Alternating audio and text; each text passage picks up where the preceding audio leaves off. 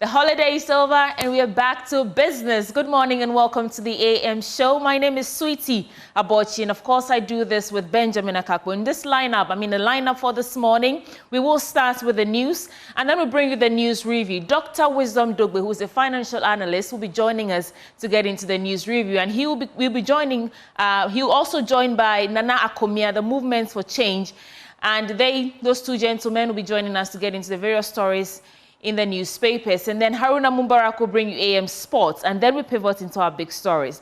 Now, it's the third highest foreign exchange earner, raking in some $3.81 billion in 2023. I'm talking about the tourism sector, but are we maximizing the full potential of this sector for the good of the nation? This morning, we are interacting with the Ghana Tourism Authority on how far we have come in the tourism industry and what the future looks like. Also, a protest march to the Jubilee House, led by the Minority Member of Parliament for Notong, Samuel Okudzeto Ablakwa, with organized labor joining to force the government to back down on the sale of SSNIT's 60% stake in 4 hotels to a politician. We'll take you there live and bring you some details and updates on that front. Now, former President John Dramani Mahama has hinted that he wants to scrap all flagship programs of the NPP he describes as wasteful and having no impact to redirect resources to more profitable areas. Has the government's flagship programs been wasteful? What are the facts? We will interrogate the issue. We have that also on our plates this morning, and we'll get into that and many more conversations on the AM show. So join us with your comments and thoughts either via phone or across social media platforms. My name is Sweetie Aboshi. Let's start with the AM news now.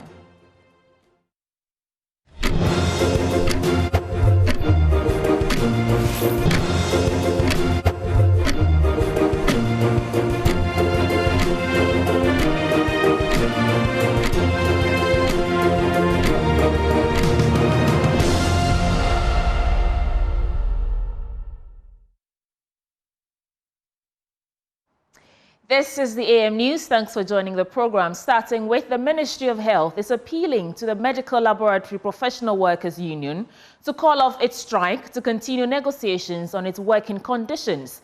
The Medical Laboratory Professional Workers Union served notice of their strike to begin on Monday following stalled negotiations with the Fair Wages and Salaries Commission.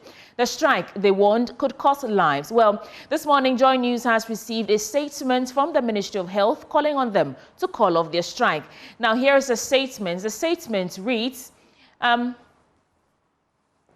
press statement for immediate release. The Ministry of Health acknowledges the strike notice issued by the Medical Laboratory Professional Workers Union, indicating that the strike will commence on Monday, 17 June 2024, to urge the government to approve and implement their proposed conditions of service.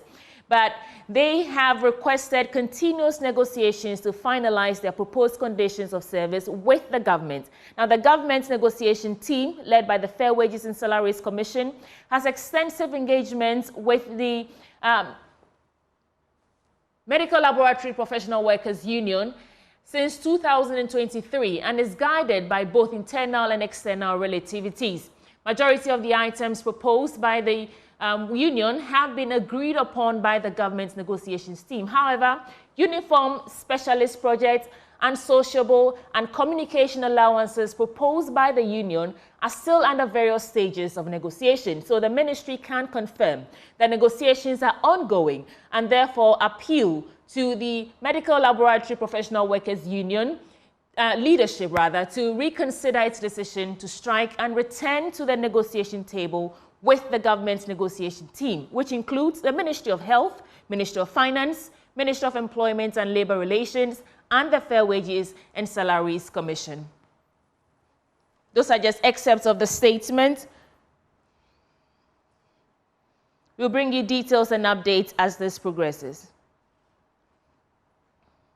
In other stories, organized labor has vowed to fiercely resist the sale of SSNIT's 60% stake in its hotels to the Minister of Greg Brian Champon's Rock City Hotel Limited, as they join the minority caucus in Parliament and other groups to demonstrate today, June 18th, against the sale. Secretary General of the Ghana Federation of Labour, Abraham Kumson, has called on Ghanaians to show up in their numbers to peacefully demonstrate and send a strong signal to government that the public is against the impending sale. Kenneth Jesse was there and reports.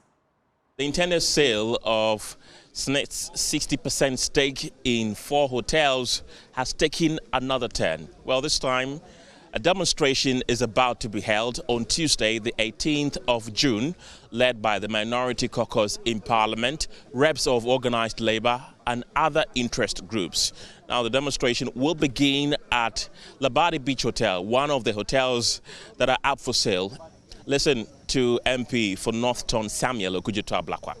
You will be seeing in our petition that we insist that President Akufo-Addo should immediately stop the sale of our SSNIT hotels. We want an immediate declaration from the president, because since we started this agitation, all the president has done is to ask organized labor to go and meet the employment minister, to go and meet the SSNIT board, at which meetings, as organized labor has told us, these appointees of the president try to convince them to agree with them for the sale to go ahead. So clearly the president and his appointees don't want to stop the sale. And we are going to insist tomorrow that the president announces that they are backing out of this unconscionable transaction. Now, speaker after speaker, all the interested parties are vehemently against the sale of these hotels. You can't say that we're union. Why do you participate in? Any trade unionist who will talk like that does not deserve to represent workers. It's as simple as that. And me, I'm very happy. I think that God himself has sent the honorables to intervene. Otherwise, look, they will sell the hotels, they will sell the SSNIT itself, and everything. That's what they wanted to do. So, because look, it's very serious. Because if the ILO, International Labour Organization, will write, because this ILO, they are composed of employers, government, and workers. So if they have come out with a report saying that SSNIT will not live beyond 10 years, it's very serious. Me, I'm on retirement. So my small thing that I'm taking to survive till I go away is not going to come. And I cannot buy my medications. So the youth too, before you get there, everything is finished. And that will be you. So we thank our honorables for their intervention, because this battle, organized labor, we couldn't have.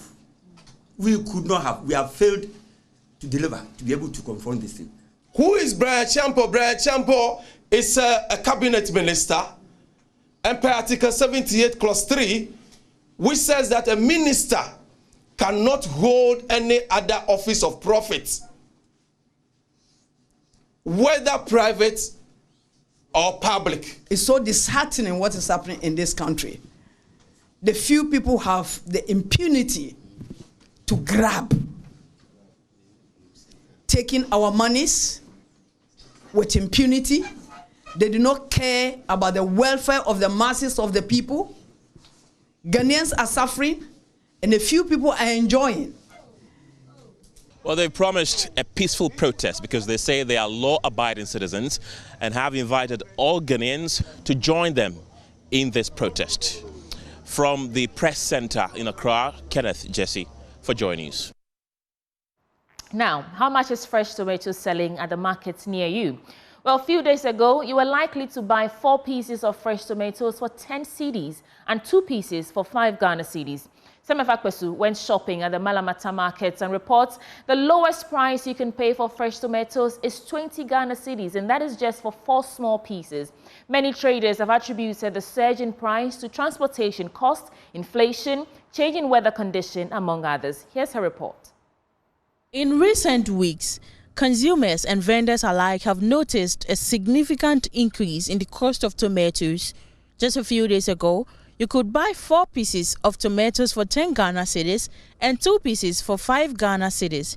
Today, the market price has changed, with the least price being 20 Ghana cedis for 4 smaller pieces. Vendors at the Malam market report that a box of tomatoes is now selling for between 6,000 to 7,000 Ghana cedis. They describe this year's surge in prices as outrageous. Getting to 35 years this year, dear, that is too much. And toast boy, 4,200, 4,500, but this year, you found toast 7,500, 7,800. Over baby, you know, the 7,000 a quarter, we are knowing 4,000, not 3,000 actually free. And now, by no, so I say, at least someone bremo. No one can be being found. If you are full and I didn't know, and your man, because we see a tomatoes in a this is if you close my then cry boy didn't change. Burkina Diana Bano, this year way a gun and toast. A few cromaya, a cromaya diano, no boy didn't change Burkina. But this year, no, a bin see that Burkina a be try to cry me find 6,500, but only me 4,200. Every blessing, and let's say me confirm me, mobile money and Samefa. Where me till me find 7,200. Many vendors have reported a decrease in sales volume as consumers are buying less due to the higher prices. The prices have been attributed to several factors, from transportation costs to inflation to seasonal inconsistencies. 120 cedis, 40 cedis. 4. Nani panto ani atonuso. Ti se be say. 20. Those no more de free. Almost Côte d'Ivoire. Inti sefa no mo se sakotono. Inti no mo se abanisa. Market you to here. We say me 200 cedis. We 100 cedis. We 40 cedis. We 20. Besides any part do saying. When they bet me at 100 cedis and san one year dwane. We 100 cedis. We bet mo saying. Bet on your saying now saying. Ba san say na nso na entono. Ono so ka ho. Can so to a ya Ghana for time Burkina for make say omu be sanu na e de na ba, but this end na mantem it man yes ha no time so sa so do omu say do mbazum say nyama no do mem no so a no matum kese na ya ton so ka ho because ya kono sadi na ebo na say abotari ya nsi abotari e na say jami kita miska mi na meto say mi kotore bo mi kokra e fa ho mi an makoto ma ade. Vendors are seeking government intervention to stabilize the prices of essential inputs. They also hope for better infrastructure support to reduce transportation costs. They say the entos you made saying Crawford better current umtimito. Obiaya no so kuto titmantus. We sent to no boy, the friend crano Johnny. The sentos na hesse kakai. And see a strap banners and Kabitima Basse and come ye abandon yet to send to so full to send ye enough. Omu ye bina omu ti de ba me ye to Ghana anke ye bi wo Ghana han ke betima boy anke to su ni we na ke ha de no na ba na ke yeti na ke ye eto ti ke be boy esi sene e bi no e ko fa ho abode ne e beton me abode ne e ton a ne e kasa. Well, there you have it. But in other stories, Central Regional Minister Justina Marigold-Hassan is urging the people of the Central Region to own the Central Region Trade, Tourism and Investment Fair to make it sustainable and propel the region's development. Speaking at the launch of the fair, the minister highlighted the potential of the Central Region to become a thriving hub for businesses, emphasizing the need for sustainable efforts to achieve this goal. There's more in this report. On this auspicious note, I declare the 2024 Central Region Trade, Tourism and Investment Fair duly launched. Central Regional Minister Justina Marigold-Hassan launching the Central Regional Trade, Tourism and Investment Fair in Cape Coast. She called on corporate bodies, entrepreneurs and professionals to support and take ownership of the Central Regional Expo to boost businesses and create opportunities for the people. The vision of the Central Expo is to create visibility for the Central Region on trade, tourism and investment opportunity to the general public, especially the financial and business communities, both locally and internationally. We in the region can boast of our rich resources and strategic location, and with the potential of becoming a thriving hub for business activities and presented with a unique opportunity to drive economic growth and development. However, for the potential to be fully realized, it is imperative that we invest our efforts in sustaining and empowering small and medium enterprises. it is my belief that innovation and progress are the harmonious result of people and ideas to accelerate entrepreneurial spirits and support small and emerging businesses in the region. President of the Central Regional House of Chiefs, or therefore Amoakwa Buedu, emphasized the need for the people to patronize the wares and products from the expo. And for me, I was using a foreign soap. And after the expo now, I use Yawuzi soap. And after bathing, I feel good. I also ordered some sandals from Sopon after seeing it here, and I'm always happy wearing it.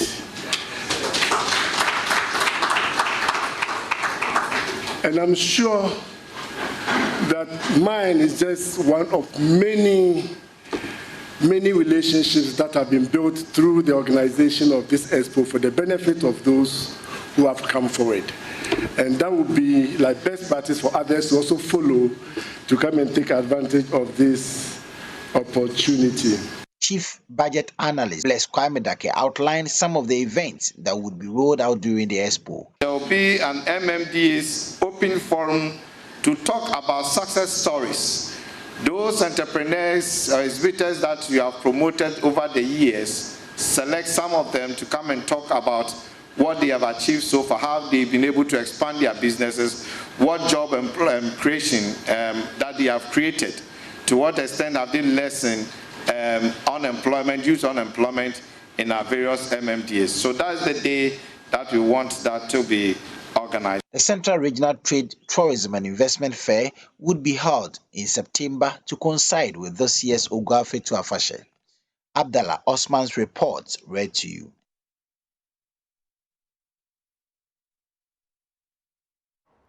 Pro-Muslim organization Direct Aid, as part of the Eid celebration, has supported some local communities in the central region to set up individuals in businesses. The businesses are supposed to cushion families and the individuals to make ends meet. Speaking at the Eid celebration in Cape Coast, the organization says it has a mission to support vulnerable Muslims or the Muslim population in Africa by supporting the poor. There's more in this report. Speaking after the Eid prayers on Monday, Central Regional Director for Direct Aid, Muaz Alfoz, explained the impact the organization intends to make with their gesture. We will do this year. We will share sewing machine. We share goats with some needy families. We share cows with some families. And also we do free medical screening for communities this year. For Central Region only we are doing 20, and a lot of work, as the name indicates, is aid. So our work is an aid, humanitarian work, and we are trying our best with the help from our donors in Kuwait, because without the donation of donors we cannot do anything. So we thank all our donors in Kuwait, and we thank our father, Dr. Abdurrahman Smith, the founder of Direct Aid in 1981. He's died now in 2013. May Allah rest in peace, inshallah. May Allah grant him the heaven. And with his son now, he's the general manager, Dr. Abdullah Smith. We are trying our best to do this work for the needy communities in Africa, in 28 African countries.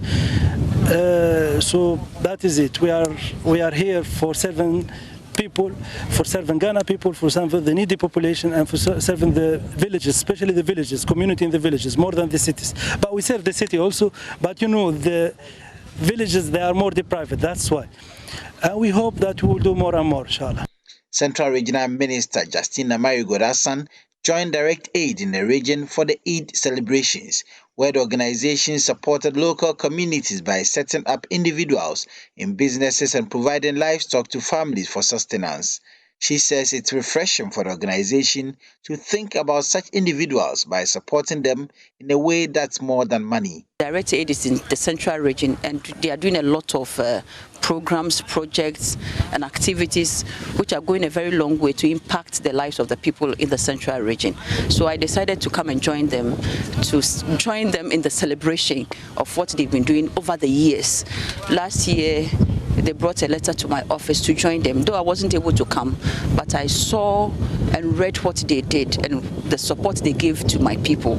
It was huge in terms of setting up some individuals to go into businesses, and some other groups of people, they gave them goats and other animals to go and rear to feed their families. It is something they are doing in the region over the years. They drill boreholes, they are building schools. They have a lot of orphans in their home taking care of them. The beneficiaries of the gesture by direct aid expressed their excitement.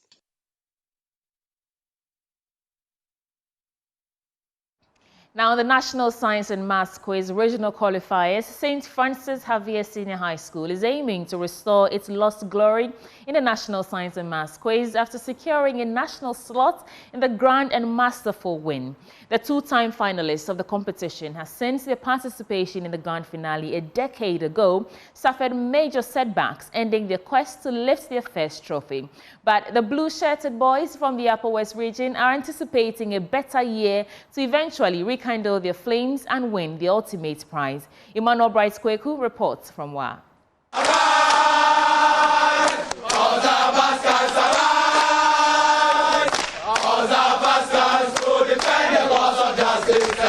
All right, and so in a masterful display, St. Francis Xavier has qualified to the national tournament. Yet again, last year, unfortunately, they were kicked out at the 1/8 stage, and this time round they are back, and they came in a masterful and grand entry, qualifying with over 62 points in this Upper West Regional qualifiers. I can hear them calling you AI. Who is AI? Who is AI? Okay. Why are they calling you AI? Well, you got artificial intelligence.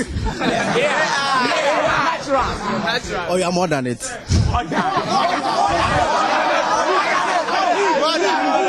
So right now, we are actually undergoing a series of trainings. So we are doing some things we have not been doing over the past years. In this year, things are going to be better. If you say things are going to be better, what do you mean by it? Is it that you are going to lift your first trophy? Oh, hopefully. But actually, at least, we are actually hoping to be seeded. That's the least we're expecting now, to be seeded. So next year, we'll have to come back to this library for regional qualifiers. We don't talk much. We don't talk much. Yes, show action. We just show action. Don't. Just wait for us. We are on our way coming. Yes, show action. We are coming for you. We are coming for you. There are 3 words we want to tell them. Don't underestimate us. Spirit. Queen Sec. The joy of the boys from St. Francis Xavier SHS is similarly shared in the camp of Queen of Peace SHS. Okay, let me. What's that? It's the Holy Bible. It's a Holy Bible. It's a Holy Bible. So why have you brought it here? No. It's only a helper. God's our helper. Our guide. So we just brought this to guide us. How did you bring a Bible instead of a science book? Oh, in fact, the things are already stored in the head. Yes, they're already in the head. The Bible says, others believe in chariots and horses, but we believe in the name of God. People believe in big books, but we believe in books. No, we just knew that we were going to win, so we had to defend and attack later on. Defend and attack. Hey. I didn't know you are footballers. Number 7, I'm a winger. Any school that is meeting now should just get prepared, because we are going to give them fists. We are going to give them fists. So for now, that's what I have. Is the fist coming from Baba? You know, Baba is a moral thing. And then we are coming with it. Them. All right, so that's a teacher from Queen of Peace SHS, and they have qualified to the national stage. They tell me they're coming with Baba. So and a fist actually, and every school that will meet them should prepare for more. Hallelujah! Yeah. Hallelujah! Yeah. Hallelujah! Yeah. Reporting for Joy News, my name is Emmanuel Bright-Kweku. Thank you. Coming up next is Business Updates with Benjamin Akakpo. Welcome on the Business Updates. Now, in our first story, Aggrieved customers of the Gold Coast Fund Management have issued a 2-week ultimatum to Dr. Papakwesi Ndum to pay money owed to them. The group believes the owner of the defunct fund management firm has not been open about the dealings of the firm and has unfairly treated customers. There's more in a report filed by a press conference from the group. At a press conference, the aggrieved customers of the defunct Gold Coast Fund Management called out the global chairman of Group Indum, Dr. Papakwesi Ndum, who is on a campaign to revive the operations of his collapsed bank. They described recent utterances made by Dr. Ndum as unfortunate, shameless and cruel. They also say that he has failed to open up the books of the defunct fund management to customers. Here is Charles Nyame, convener of the aggrieved customers of Gold Coast Management Fund. 5, that the government should pay the 7.1 billion Ghana cedis to Group Indum, and that Group Indum will pay its customers, including those of Gold Coast Fund Management customers. We consider the above enumerated statement made by Dr. Papakwesi Ndum as unfortunate, arrogant, shameless, cruel, and mischievous, and therefore entreat the general public to disregard Dr. Ndum's claim and not accord him any sympathy. This is because Dr. Ndum has been and still is the greatest beneficiary of the suffering and woes we, the victim of the financial sector cleanup exercise, poorly executed by the government of President Akufo-Addo. The group has issued a 2-week ultimatum to Dr. Papakwesi Ndum. And that's all we have for you this morning in our business updates, but handing over back to Sweetie Abochi. Benjamin, on that note, we're wrapping for the AM News. Coming up next is the news review. You want to stay with us.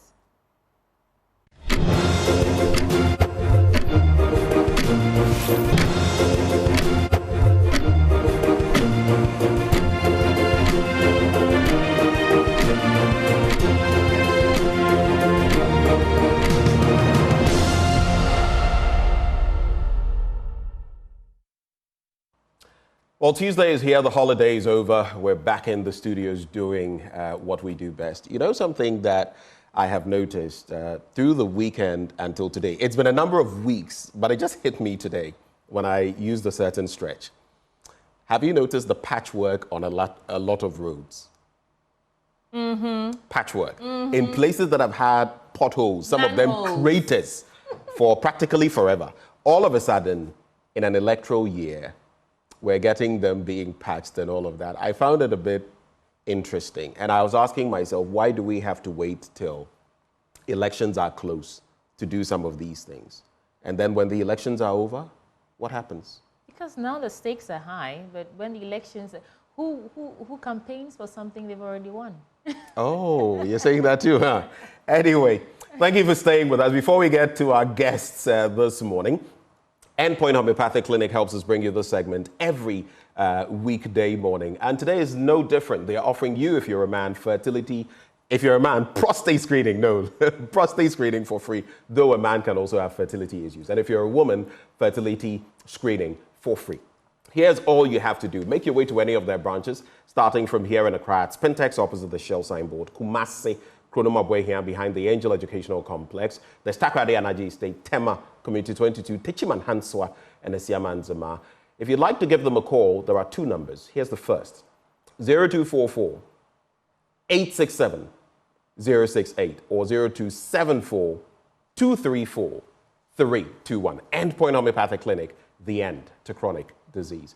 But just the start of the newspaper review. This morning, our first guest, and he has joined the conversation, Wisdom Dogbe. He is a finance analyst, and he joins the conversation this morning from far, far away. Good morning, Wisdom. Good morning, Ben. Good morning to your viewers. All right, I'm sure you have some wisdom to share with us this morning. Lots of it, as always. So I'm going to leave you. Sweetie is also here nodding. We're going to leave you in a minute or a minute and a half to share your thoughts with us. And right after that, we'll cut straight into the papers. Perfect. And I'll just jump straight into it, right? I am surprised that despite the public outcry, we're still hearing that SSNIT is forging ahead to sell a stake in these high-end properties to the MP and Minister for Agriculture, Honorable Brian Champon, and his Rock City Hotel. It's a really serious thing. It seems that the voices of the masses do not mean anything anymore to some of our leaders these days. That disregard for the wishes of the people. This is a trend we haven't seen in this country before, at least not in my lifetime, and I concur that I'm not that old. But on a more serious note, I think that peaceful demonstration makes our democracy even stronger, and if the government will not listen to the people, I think it makes perfect sense to embark on this demonstration that is being planned, to attempt to get the right attention and create more awareness about the phenomenon of sharing state-owned properties camouflaged as legitimate sale. This is not in the best interest of the nation, and someone has to stand up against it. That is why I commend Honorable Okudzeto Ablakwa, for his courage in championing this cause, including his effort to introduce a bill in Parliament to prevent legislators from buying state properties. Look, none of these makes sense to me. And I need more information to understand what type of strategic decision that SSNIT is making over here with the proceed or trying to sell these properties. To be honest, I think that government officials who are appointed by the government or by the president, these officials should not be buying anything being sold by public institutions that are led by officials appointed by the same government. Unless such a sale is open and transparent, and free of any appearance of conflict of interest and corruption. The optics of it looks really bad, and it smells of conflict of interest, plain and simple. And I mentioned here before that when such properties are sold to government officials, it raises very serious questions about conflict of interest and potential corruption and lack of accountability. I think it's an abuse of office if an official seeks to unfairly benefit directly or indirectly from their positions. And I'm not buying that whole explanation that Rock City Hotel is the highest bidder. It doesn't look right regardless of how much they offer or they put on the table. And Ben, if SSNIT ignores the public outcry and moves forward to sell this to the minister, they should be fully aware that this will further erode the public trust in the institution and the broader governance system. It's just surprising how it seems that government and their institutions, they don't seem to care much, right, about the public trust these days. And I think that trust is vital for the functioning of a democratic society like Ghana. So if people begin to perceive that their concerns or opinions are rubbish or disregarded, what happens is that it leads to that kind of disillusionment and a loss of faith, right, in the institution's ability, to serve the public interest. And I think we should guard against this. All right, thank you for your thoughts, Wisdom. Thanks for the wisdom you've shared. Let's get into the papers now, Sweetie. Yes, I'll start with the Daily Guide newspaper. Front page, 2024 elections, vote on ideas, policies. According to Dr. Mahmoud Bawumia, Africa's greatest victims of Ukraine, Russia, that is according to Akufo-Addo. On the 2.37 million euros ambulance case, court throws out Atuforsen. I mean, not literally, but some of his applications, all his applications actually have been thrown out. We'll get into that story. Adentan NPP parliamentary candidate to support 5,000 BEC candidates. NLA gets European Lotteries Observer membership. Samia Uku with EL President Roma Girandon. And on CRM, Blue Ocean dispatches cylinders to exchange points. Let's start with the 2024 elections. Dr. Mahmoud Bawumia, the Vice President, asking that we vote on policies and ideas and not on what? That's according to the dancing man. Have you heard that people are calling him the dancing man? I have not heard. What I have seen, though, is it was interesting watching that video. I saw him, someone was singing, and he was doing something like this, I don't know. Well, he says he wants the steering. He wants the steering wheel. It will surprise you that people will actually fall for this, and what he's admonishing us voters to do, this will just fall on deaf ears. But let's get into the stories. So listen. The young people are everybody. I mean, these politicians. Symbolism is important. Yeah. If you look at American politics, for example, in the past, some things have been crucial to people winning elections all the way from the days of John Fitzgerald Kennedy and all of that. You can go back to Akufo-Addo and Kalipo, but you see, there are two things involved when you play these games. It's either you win the people over, or you lose some of them, or probably most of them, because it could either work for you or backfire. In the case of the Kalipo incident, it worked out well. It was denigrated, and then now people started associating with it by taking a sip of it. I, in fact, remember even Silawusu Ekufo, now Minister for Communications and Digitalization, with Kalipo. And some people associated with the brand, and there was the high five, do you remember? And people would, but if it could also backfire. And in this instance, I don't know on whose advice the Vice President is going on this frolic, but let's see how it goes. Or they could dance with you, and when we get to the polls, it will tell a different story. But Sir John says fear delegates. You can say fear voters. Yeah, fear voters. This is the groundswell of opposition for this breaking the AIDS. Maybe this is a way of just, I don't know. Let's get into the stories now. I'm particularly excited seeing how, the road to election 2024 is going. So, Vice President Dr. Mahmoud Bawumia wants Ghanaians to carefully weigh the options being presented them ahead of the December 2024 elections to make an informed decision. With that, he is confident they will be able to tell which of the political parties and candidates presenting themselves for election would best serve the interests of Ghanaians. Dr. Bawumia, who is also the presidential candidate for New Patriotic Party, has therefore entreated Ghanaians to pay attention to the ideas, policies and solutions in choosing a new president for Ghana. He made the call during the Eid al-Adha prayers held at the Black Star Square in Accra on Sunday, June 16, 2024. Quote, as we go to the December polls, let's make it about ideas and solutions to the problems of our country. We live as Muslims and Christians in harmony and should not let these elections be about religion or religious differences, he said. We are one people, one nation, and should let this election be about policies, ideas, and solutions the respective candidates have for the country to be the focus of our vote. I'll come to you, Dr. Adogbe, but let me quickly do about 3 stories, and then we come to you for your reaction on all of them. Yeah. So Atuforsen gets thrown out. That's what the headline says. Now, Minority Leader Dr. Kasil Atuforsen has lost another attempt to have the charges against him dropped, thereby terminating his trial in the 2.37 million euros defective ambulance case. This followed a dismissal by the Court of Appeal, an appeal seeking to have the charges struck out on grounds of being defective. Now, a 3-member panel of the court, constituted by Justices Bright Mensah, Battels Kojo, and Nasifasta Amalebu, in a unanimous decision, has dismissed the appeal, holding that it was without merit.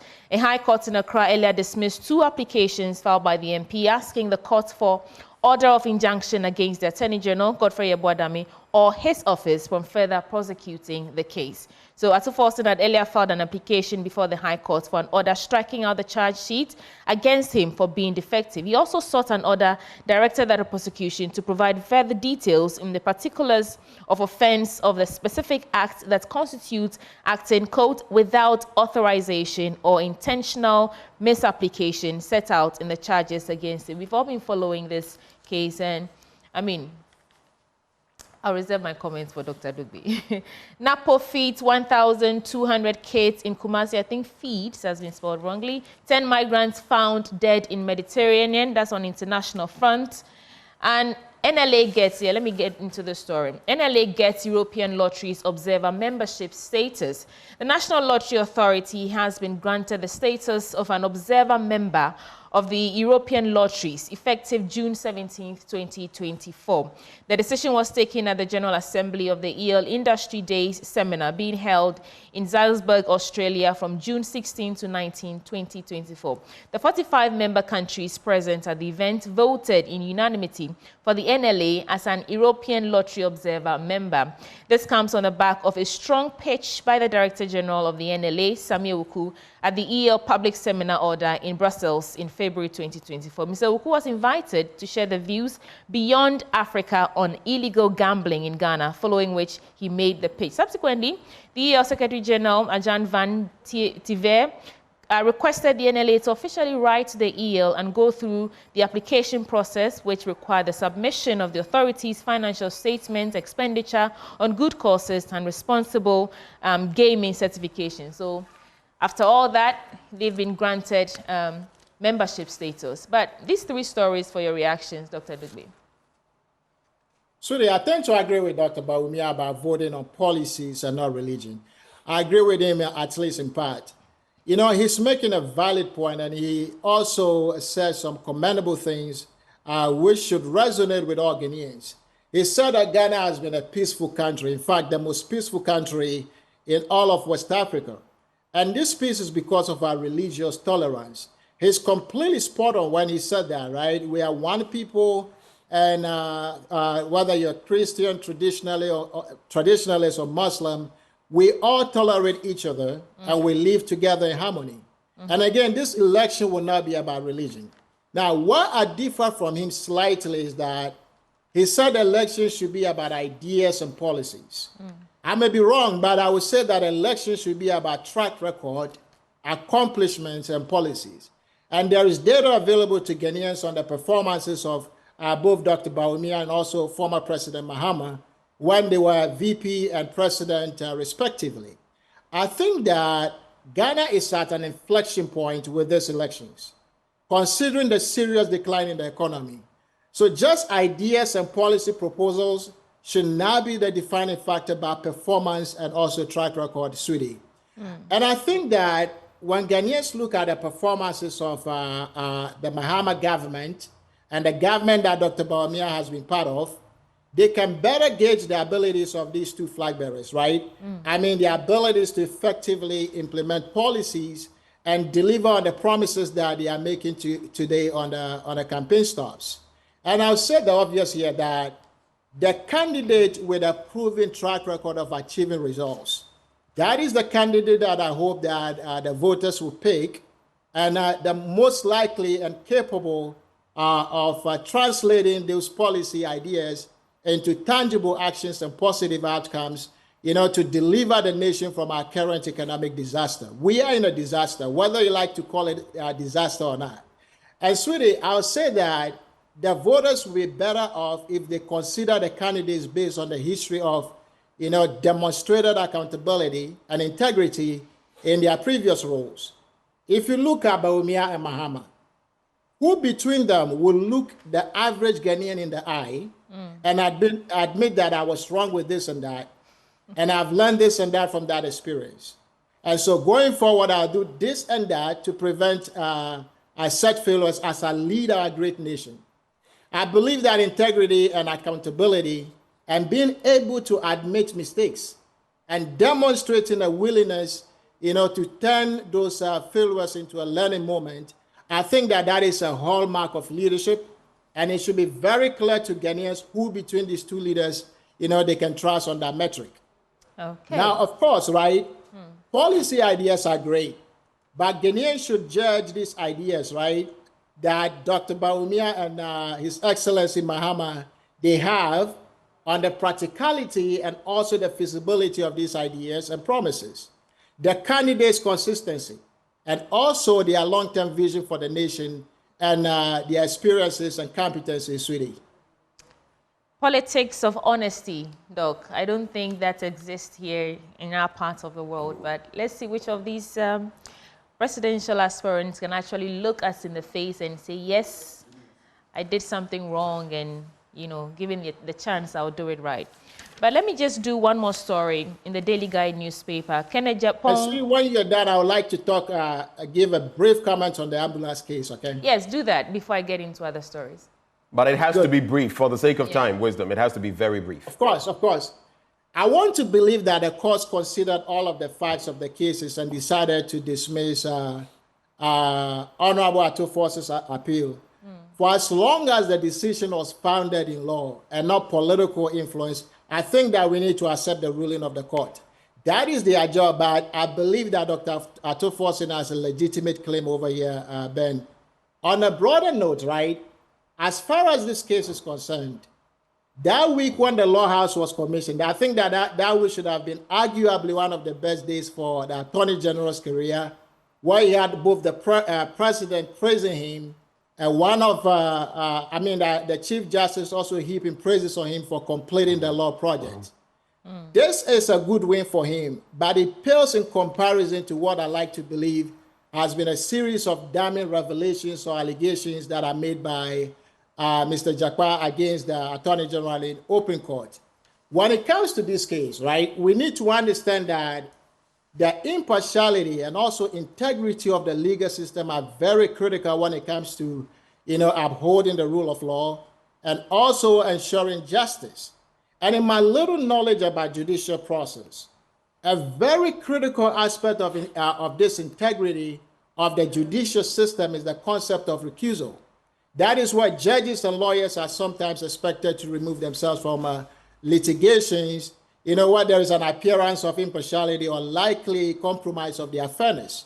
And so I think that there are repercussions when the Attorney General disregards the judge's advice to recuse himself from the case, especially with such explosive allegations that the AG said to Mr. Jakpa that he wasn't the target and that the real target was Dr. Atofor. Well, those are still being confirmed, Wisdom. The court will do its work. That's why I said those are allegations, that regard. Right? And as for whether he'll recuse himself or not, the justice of the court has given him the option of doing so. Of course, there will be consequences. I mean, whichever way you want to look at it, a picture has been painted about if he's in there. I mean, he's cross-examining Jakpa, for example, and Jakpa is, also, leveling accusations against him and all of that. How that could go, it's a bit of a gray territory. But if the Attorney General wants to go ahead and do this, I mean, it's his call, not ours. It's his decision whether or not to recuse himself. So that is that. But we have other lawyers that could handle the case, though. Anyway. But the point I'm making is it's his choice. It's not obligatory. It's up to him to decide whether to or not to do so. Okay. Kennedy Japan dismisses going independent and money politics hindering women's participation in governance. This is the Asin Central Constituency Member of Parliament saying that he's not going independent. There were rumors about him leaving the NPP, but looks like he circled back because we've seen videos of him being friendly with Dr. Baumia and all that. So that's just to clarify that he's not going independent. I'll do some quick headlines in two other papers and then I'll hand over to you, Ben. The Anchor newspaper, angry residents threaten demonstration against Newmont over community mining project. Former workers of BCM Ghana to petition Shrine over alleged injustice. Otiko recommends severe lashing of medical officers implicated, says this nonsense must stop. That was yesterday on the AM show on this rather unfortunate incident of a woman abandoned in Ojobi, in the Gobo Ojobi, the central region, who lost her life. In fact, Professor Titus Bayo, Dr. Insiasari all said that the system has failed. We as Ghanaians have failed this woman. And this 30-day investigation, really, do we need 30 days to conclude on this matter if it's a simple? And what really unsettled me yesterday was the statement from the Director General who has been released of his duty. He says that they did nothing wrong and they followed procedure. They took care of this woman for 6 days. They were collaborating with the social welfare officers and the ambulance service. And so, they actually did nothing wrong. But this is where we are. And the Daily Searchlight, NPP running mate saga, Baumia confused, indecisive, stymied. Why are we giving licenses to mine in forest reserves? Nana Komia asks. And CTAG strikes CTAG strike illegal, return to classroom for negotiations. Yeah, Minister for Education awarded for transforming education sector. Those are just some headlines on in the Daily Searchlight newspaper. Benjamin.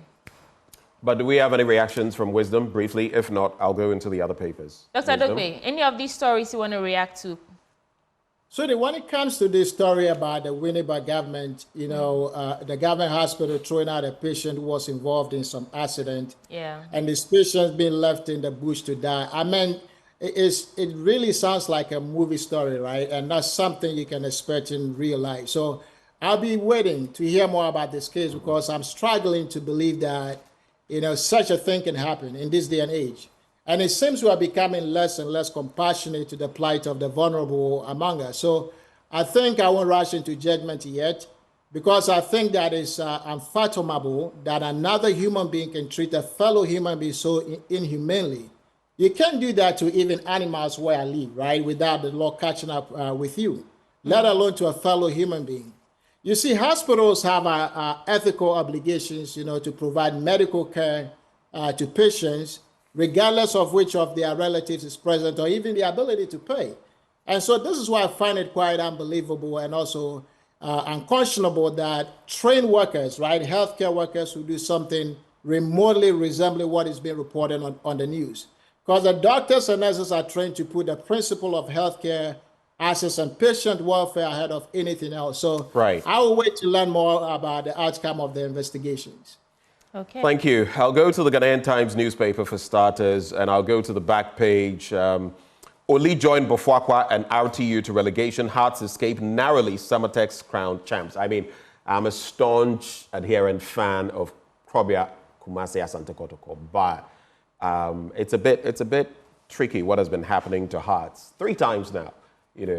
Having to fight off relegation and all of that. Hearts placed 14th. It's just a turn because Kumasi Asante Kotoko itself has also struggled badly. I mean, they placed 6th.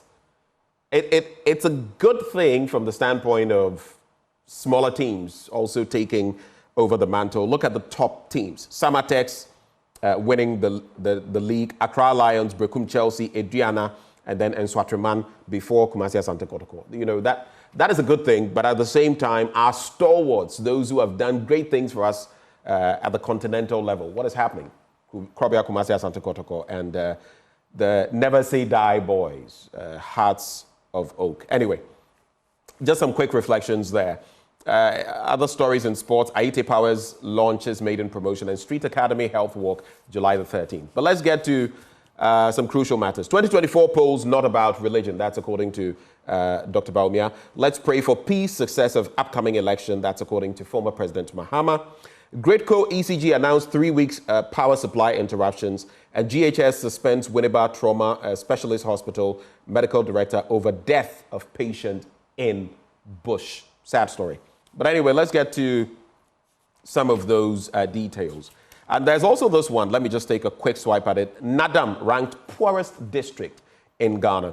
Nadam district in the Upper East region has been ranked the poorest district in the country.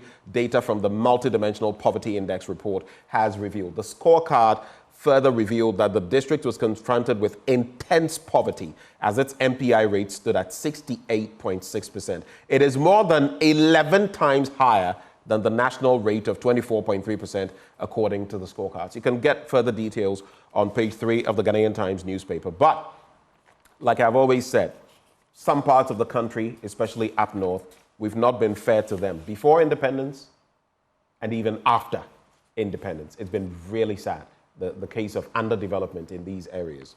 But let's get to this. So the Ghana Grid Company and the Electricity Company of Ghana have announced a 3-week interruption in power supply due to a reduction in gas supply from Nigeria since last Wednesday. The West Africa Gas Pipeline Company, in a statement, explained that the reduction in gas supply was due to maintenance work being undertaken by a gas supplier in Nigeria and was projected to last 3 weeks. That was a joint statement by Gridco and the ECG. I guess that is also going to bite into our power. But Ministry of Health to roll out new health insurance policy for non-residents July the 1st.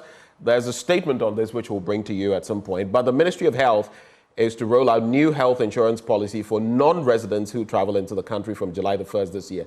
Dubbed the Visitors Health Insurance Scheme, the policy, which operationalizes the Section 2B of the National Health Insurance Act 2012, that is Act 852, will focus on non-resident foreigners visiting the country for less than 6 months at the initial implementation stage before being scaled up in the future. If we have the statement ready, maybe we can just rope it in since we're doing the story and bring it to bear, because the Ministry of Health has actually given some reaction to this. If we can have the statement on the screens. So it's, let me just read the statement from the Ministry of Health. It says, statement on mandatory health insurance policy for non-resident visitors. The Ministry of Health would like to clarify that the recent announcement regarding a mandatory health insurance policy for non-Ghanaian resident visitors is a proposal from the National Health Insurance Authority and not a policy of government. While the proposal aims at ensuring the foreign nationals have access to health care during their stay in Ghana, it is important to note that it has not yet been discussed or approved by Cabinet. We urge the public to disregard any misinformation that may suggest that the policy has been finalized and its mode of implementation settled. We assure the public that any policy and its implementation shall be thoroughly scrutinized and taken through all necessary protocols to establish its benefits for the people of Ghana before being settled on. And that's signed by the Minister of Health, Dr. Bernard Okoboy. So details there, if you've been worried, that is the latest from the sector minister himself.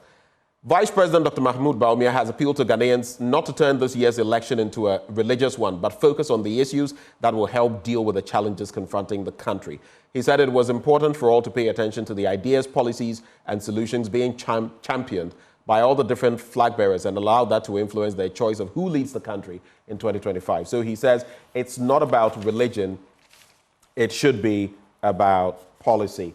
And then I'll do, since we've already taken a swipe at that story on page 9, I'll do the story on page 6. Let's pray for peace, success of upcoming election. Former President and flag bearer of the NDC, John Dramani Mahama, who joined the Akhlusuna Wal Jamaa group in the Eid al-Adha prayers at the forecourt of the State House in Accra Sunday, called for continuous prayers for peace and successful holding of the upcoming general election. That, he explained, was the only way to maintain the peace the country was currently enjoying, explaining that elections were about policies and programs and not violence. Any of these stories you'd like to take a quick swipe at, Wisdom? Yeah, but on the story of mandating foreigners to buy health insurance, that really impacts me, right? So I would like to talk briefly on that one. I don't know what actually is going into the decision, and you mentioned that that decision has not been made yet, right? But I don't know how that is being made.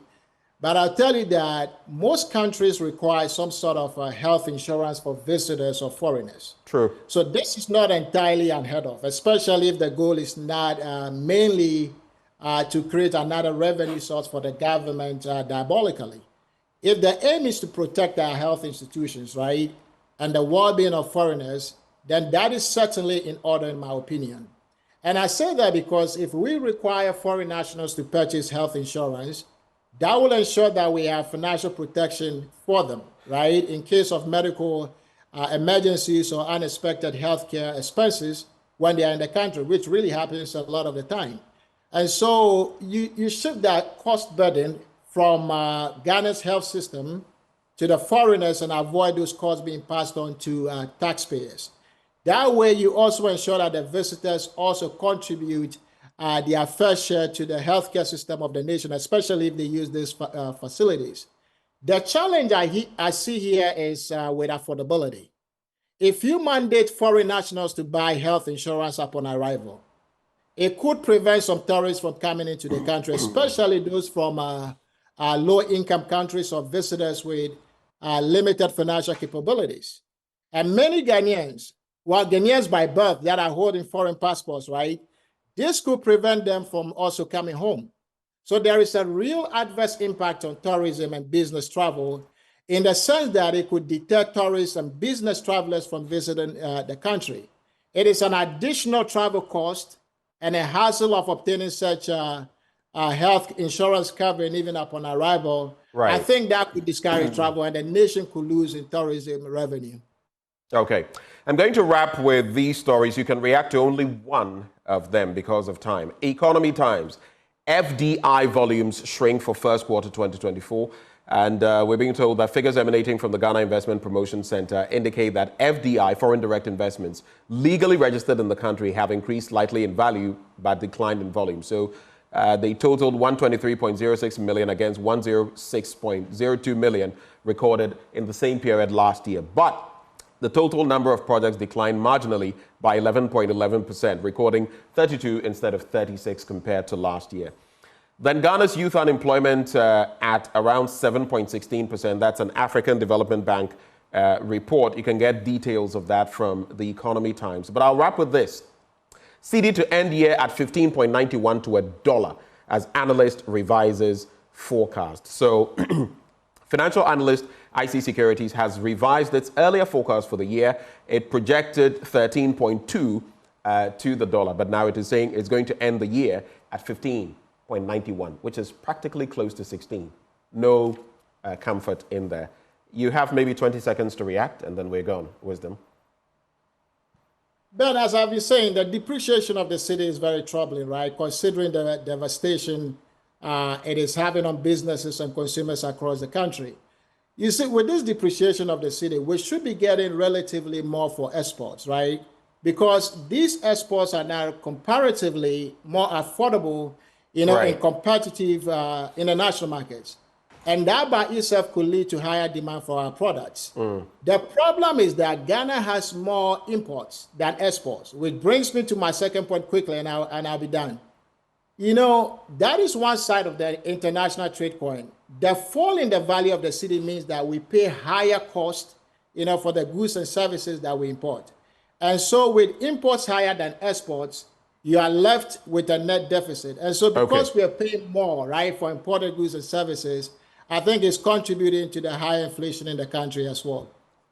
Thank you, Wisdom, for joining us with your thoughts this morning. Sweetie, it's been quite a review, but we have to go now via into sports. But right before we do, Endpoint Homeopathic Clinic helping us bring you this segment as always.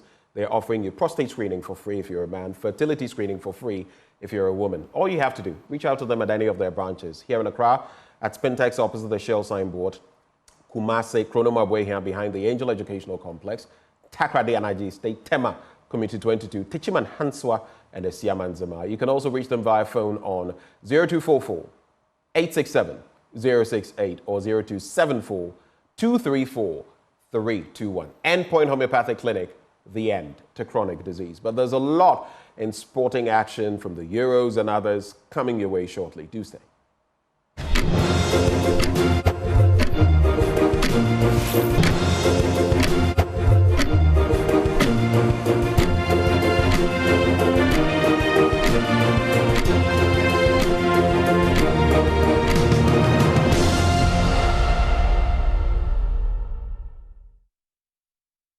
Good morning, everyone. Welcome to AM Sports here with me, Muftau Nabila Abdullahi. And over the weekend, Summertex 1996 were crowned champions of the Ghana Premier League after ending the season with 61 points.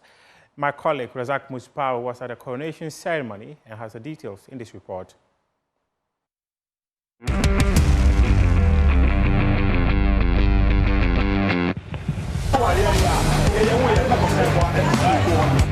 Based in the western region of Ghana and known for its rich timber resources, Samra Boy became the center of attention and celebration on Sunday, June 16, 2024.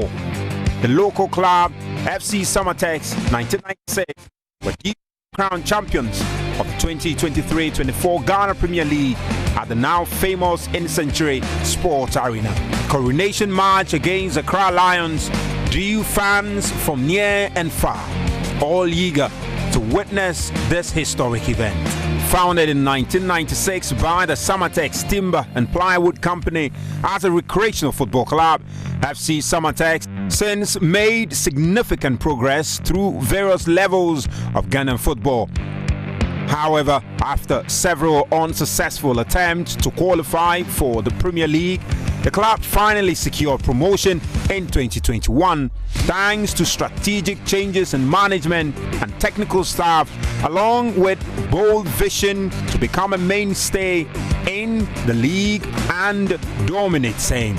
In their first season in the Premier League, the Timber Giant finished a respectable 10th place, ensuring their place in the top flight for the next season. In our maiden season in the Premier League, things were difficult. Obviously, because we needed to learn, get experience as to how to play the Premier League. And of course, if you look at our location, it comes with a lot of disadvantage, especially playing away games. So we needed to adapt. When we were able to, experience all these things, we now strategize. Determined to improve, the club hired experienced tactician coach Nuruddin Amadou after a rather unsuccessful attempt to lure coach Prosper Nato Ogum to the side. Coach Amadou will go on to lead the club to a historic Premier League triumph, clinching the title with 2 games to spare after defeating Bibiani Gold Stars on match day 32. And despite already securing the title, the club ensured a memorable coronation match for the fans in the final game against the Accra Lions. Emmanuel Mama electrified the Century Arena by opening the scoring in the 9th minute. The first opportunity. Ball is brought back and then the shot on target. It's right! Mind you, they were just when fans thought there might be no more goals, Ebenezer Papa Okran sealed the victory with a strike in the 87th minute. Opportunity for Simon Tex now. The win brought their season total to an impressive 61 points in 34 games, 10 points ahead of second place Accra Lions, who finished with 51 points. Following the match was an impressive coronation ceremony which saw the Premier League trophy delivered by a drone to a young girl carried in palanquin amidst a rich cultural display, to the cheer of all the fans gathered.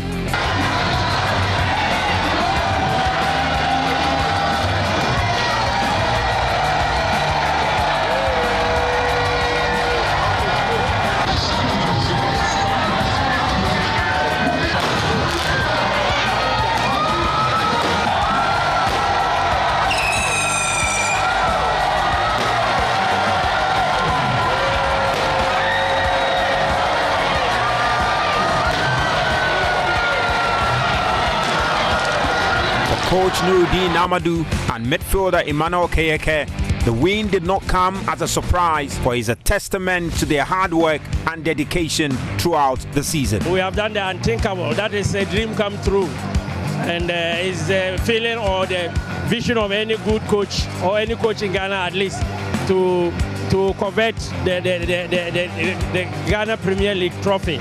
And then this being our first time, our second year in the league, and then as a young club like FC Summerters, we are very grateful to our supporters, our board of directors, everybody. The feeling is just great.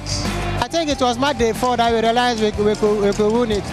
So even from our onset, before the season started, we reminisced about what we did the previous season. And we realized that if we do something different from what we did the other season, we could win it. But when we started, after match day 4, we realized, no, if we put in much effort, we could win it. So we came together as a team again, we refocused, and we redetermined ourselves that we could do it. And God being so good, we've achieved it. The fans did not hide their joy and appreciation to the players and management of the club for what they described as a great honor bestowed on them and their town. They just came into the league just last year, so that this is their second year, and they are champions. That should tell you that they've done marvelously well. So we need to congratulate the team, the company itself, who has been their financial backbone, and the fans. You can see the amazing stadium. The whole Ghana, almost 3 years you were grassing, you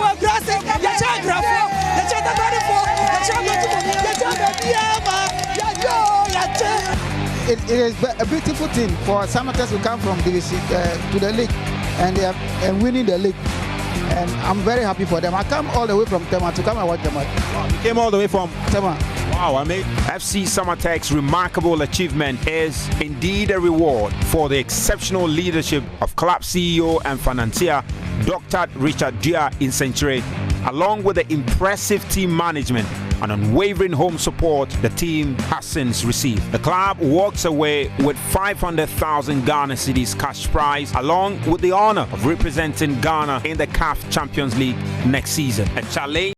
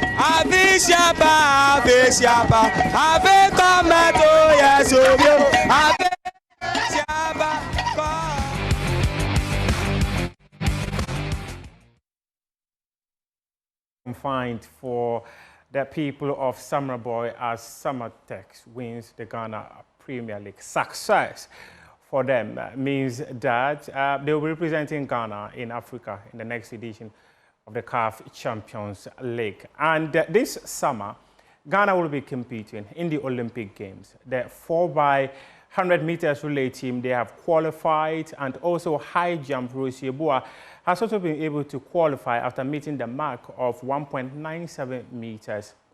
Another athlete who has been able to qualify is Abdul Rashid. Ghana will be hoping that the country will win at least a medal in Paris later this year. President of Ghana Athletics, Baf Hussein, says that for a country to be able to win a medal or even get some respectable finishes in the competitions, he believes that the government of Ghana should invest in the athletes to have the best of preparations. How do we get this athlete prepared for the Olympics? That is the question that the athletes are also demanding.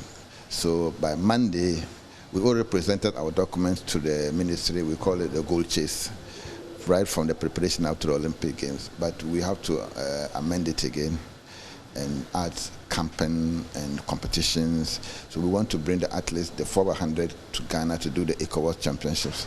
They have to also go to the African Championship. We have to get at least 3 or 4 competitions for them, high-profile competitions for them before the Olympics. The more they practice, the more the better they become, the faster they will become, the nervousness will reduce. So the only way we can get the Olympic medal, or for them to run sub 38, is for us to give them more competitions, to give them more campaign. So after school, after second week in May, they will be out of school and they will be out of competition.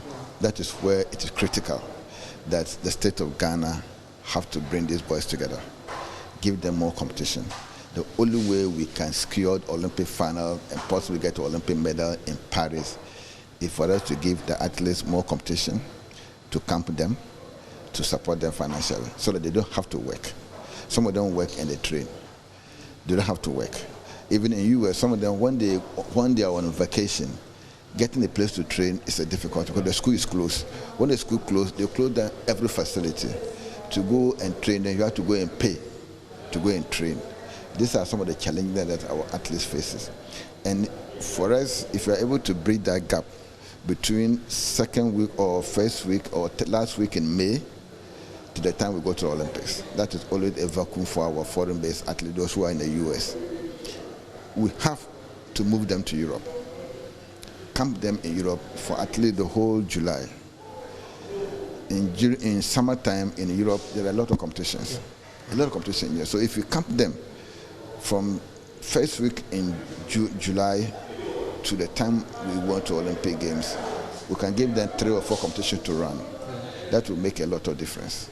But if you leave them as we normally do, they don't have enough competition in the US, they don't have enough places to train, they also have to go and work and survive. So they don't have 100% training opportunities. That's why when they come to international competition, they don't perform as they were performing before the opportunity. Their performance always dip. And it's not their problem. It is the problem of the state. And that financial model too is more than what the federation can support. It's just like asking football, to use the GF as an example, that go and prepare your national team for World Cup. GFA alone cannot do that. It's always government comes in to support them. It's the same thing that the national team also requires. We are not requesting the same financial support, no, but it will be unreasonable. But we also need considerable support.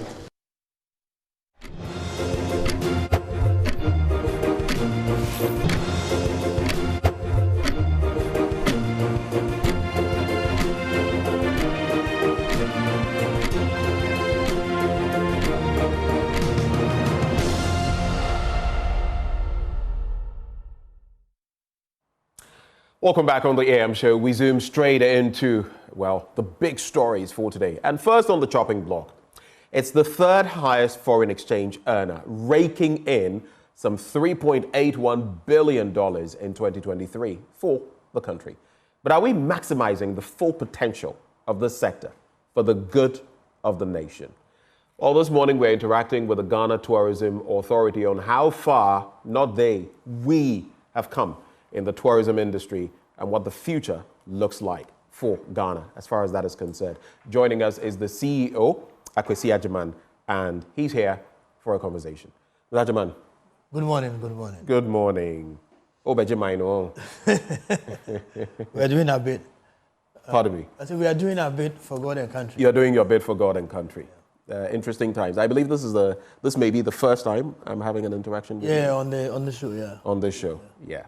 Anyway, so it's good to have you join the conversation. But let's start with the tourism industry. Where are we?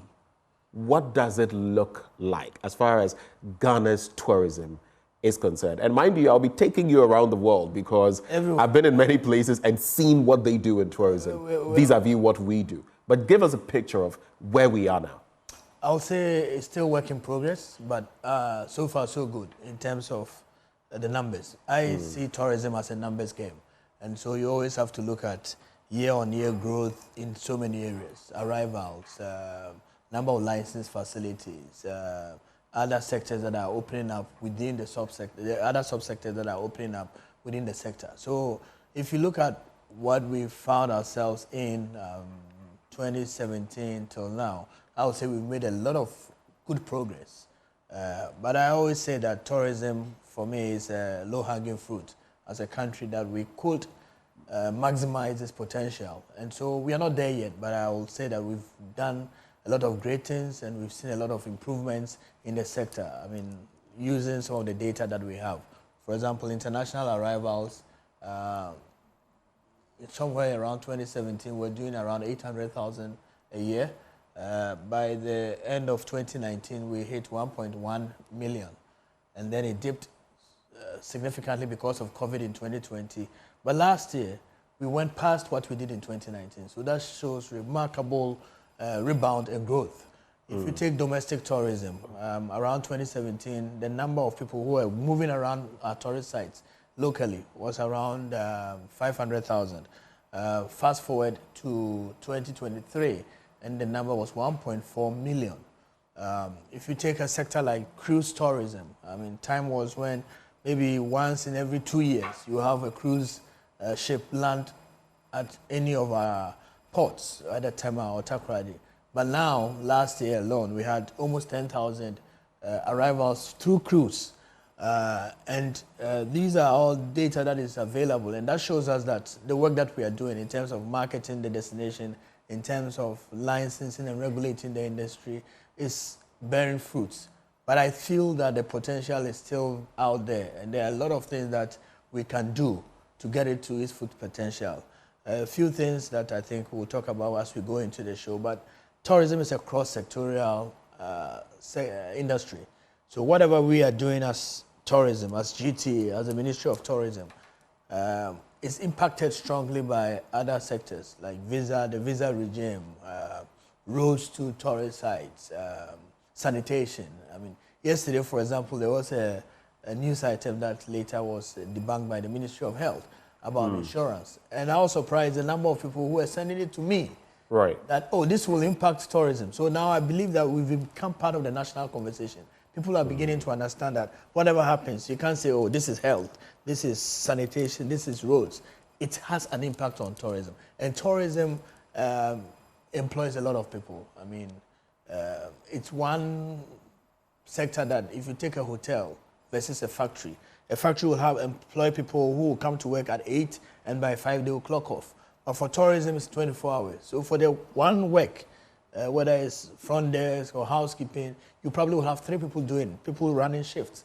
And so we believe that if we pay the necessary attention, and I'll say this government has paid a lot of attention, but we still have a way to go, we will be able to really get a lot of our young people employed in the sector.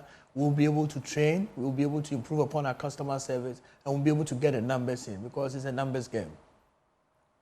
I want, and it's good you've ended there saying that it's a numbers game. When you look at the numbers, of course, COVID-19 impacted tourism to some extent, then we rebounded and all of that. But have we done enough? When you look at the numbers, and I found it curious that you wanted to start from 2017 till now and fix it there. But over time, looking at our population vis-a-vis what we have, the umbrella rock. I mean, as for the northern belt of the country, we are woefully underutilizing the resources we have. And I'll be very honest with you. You can disagree and you can tell me why. You come down south and there are so many areas that ordinarily you see that, look, if this were in Amanone, in another part of the world, they would have easily monetized this thing very quickly. So give us the facts and the figures vis-a-vis what we could be doing better as of now.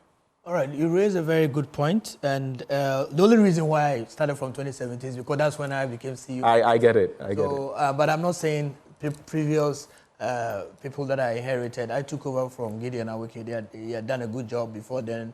Mr. Osebonsu of blessed memory, they are the ones who laid the foundation, Julius, Deborah, and Co. So it's not even about the figures or the party. It's more about expand. I was just saying that you can expand it beyond that. But then, over time, have we done the right things? Okay, so let me take you to an area of product improvement. I mean, one of our work, the work that we do is product development. And how do we improve upon some of these sites that we have? Over there, we have 2 sectors, the state actors, the state institutions that own tourist sites. And then we have non-state actors, private people who own some of these sites, communities. And so if you take, for example, state actors, you take a place like Kwame Nkrumah Memorial Park. It's under the care of the state through the Kwame Nkrumah Memorial Park, which is an agency.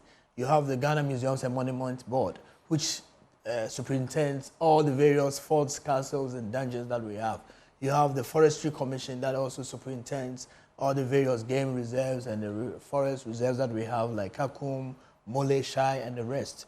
And so that is one aspect. Then you also have all these tourist sites, and I would say God has blessed us. Everywhere you go, there's a tourist site somewhere, an attraction somewhere. These are not necessarily under the control of government. And so what we did or have done in 2019 was to come up with a regulation that there's an LI 2393 that we passed through Parliament to say that every site and attraction has to be licensed and regulated, just as we do for hotels. So you have a hotel that is either 5-star, 4-star, 3-star. For the tourist site now we have category A, B, C, and all that. But what were we trying to do was to try and now start engaging with communities to develop some of these sites. And so if you go to a place like Kintampo, for example, what it was when we saw it in 2017, and I remember it was a baptism of fire for me. About 3 or 4 weeks into my tenure as CEO, we had this unfortunate accident there. And when we went there, we realized that there are so many things that were going on wrong there. Safety concerns about trees that were almost rotting at the height of the falls and all that. So we came up with a communal model where we now partner with communities. And that community model is what is really seeing development in so many of our tourist sites. So we've done Kintampo, we've done Bunsu. If you go there, the arboretum, we've turned it into an eco park through a partnership model. You go to Tafia Tome, where there is a monkey sanctuary, same community model. And so we go in with a community, and the law says it, that for every tourist site now, there has to be a governance structure where you have the chiefs playing a role, you have the assembly playing a role, and you have the tourism authority playing a role. And so through this governance structure, we are then able to, through the tourism development fund, able to go in there and say, okay, you need this, you need that, we need that. How do we resource it to be able to do? So we have a lot of products that we have improved, but there are thousands more. I mean, currently, we have contractors on site. If you go to Salaga, for example, there is a slave market and a slave wells. That is being done. We will commission. The wells of Salaga, the ancient wells of Salaga. Yes, that is being done. You go to Pikoro, there's a slave camp there. There's a contractor on site there. You come down to Tanoboasi, where there's a sacred grove in the Bono East region. There's a contractor there working on site. You go to Dingsha, Chichire, where there's a place where there's a mystery fish where nobody eats them, but they've grown into, people go there through, we are developing them. So we are doing a lot of things, but we believe that it's also opening up for private sector to take interest. And so you have some of these sites that you go in there and you have a private sector partner working with the community. Out of that, we've signed about 13 MOUs with different communities. Yendi, Paga, so many places that we have signed MOUs with the communities that we are coming in to help develop. But for us, it's more of building the capacity so that these sites do not become state agencies, but rather we bring in the capacity, we help them with the governance, we help them with some resources to develop. And if you go to Kintampo, I mean, from where it was, even in 2019 till now, it's like a model site, and I wish that one day you will show the work that has gone on there. We've added on a canopy walkway, there's a zip line going on there. Even just here in Bunsu at the Eco Park, we signed an MOU with the Achimebuaka Traditional Council, and you can see clearly the sort of impact that has brought into these things. Currently, even in Accra, we have the Nationalism Park. We've signed with the National Security and the Osukrolo Klote Assembly, and there's development going there at the Geese Park. So we are really improving upon it, but we cannot do it alone. All we are doing is to now bring in some structure to bear, and then these products, the private sector can see it worthy. I mean, for example, if you take a place like Kakum, it's a well-developed site, but we have engaged with private sector. There's a need for accommodation facilities. We don't want to be the ones doing it. So working with the Forestry Commission, we're looking at how do we attract people to build facilities there so that when people go, it's not a day trip. People will go there, stay in the community, spend some money. And that's a conversation I'm about to get into when it comes to hotels, lodgings, and other things. But you mentioned something I found interesting. And this takes me way back to my studies in cultural studies and all of that from way back when. Kintampo is one of those ancient towns. Yeah. One of the things I have not seen done, because you would often find there have been the unearthing of relics, ancient materials used by bygone civilizations and all of that. These are things that in other parts of the world, they find them, they create museums in the area. You now have people trooping there because the area is famous for maybe you found an arrowhead or some sword or something, bowls or something that were made. That's another angle we can use because Kintampo in itself is already tourism waiting to happen. Yeah. We've not done enough with Kintampo. But I'll then ask you, since you took over, what have been the add-ons? You mentioned a number of places. One of the places I'm very happy about, the Kwame Nkrumah Memorial Park. I love what has been done there. But what have been the add-ons? And if I asked you, in these 7 years that you've been in office, close to 8, which one, if I asked you, point to one major change in our touristic industry, what would you say?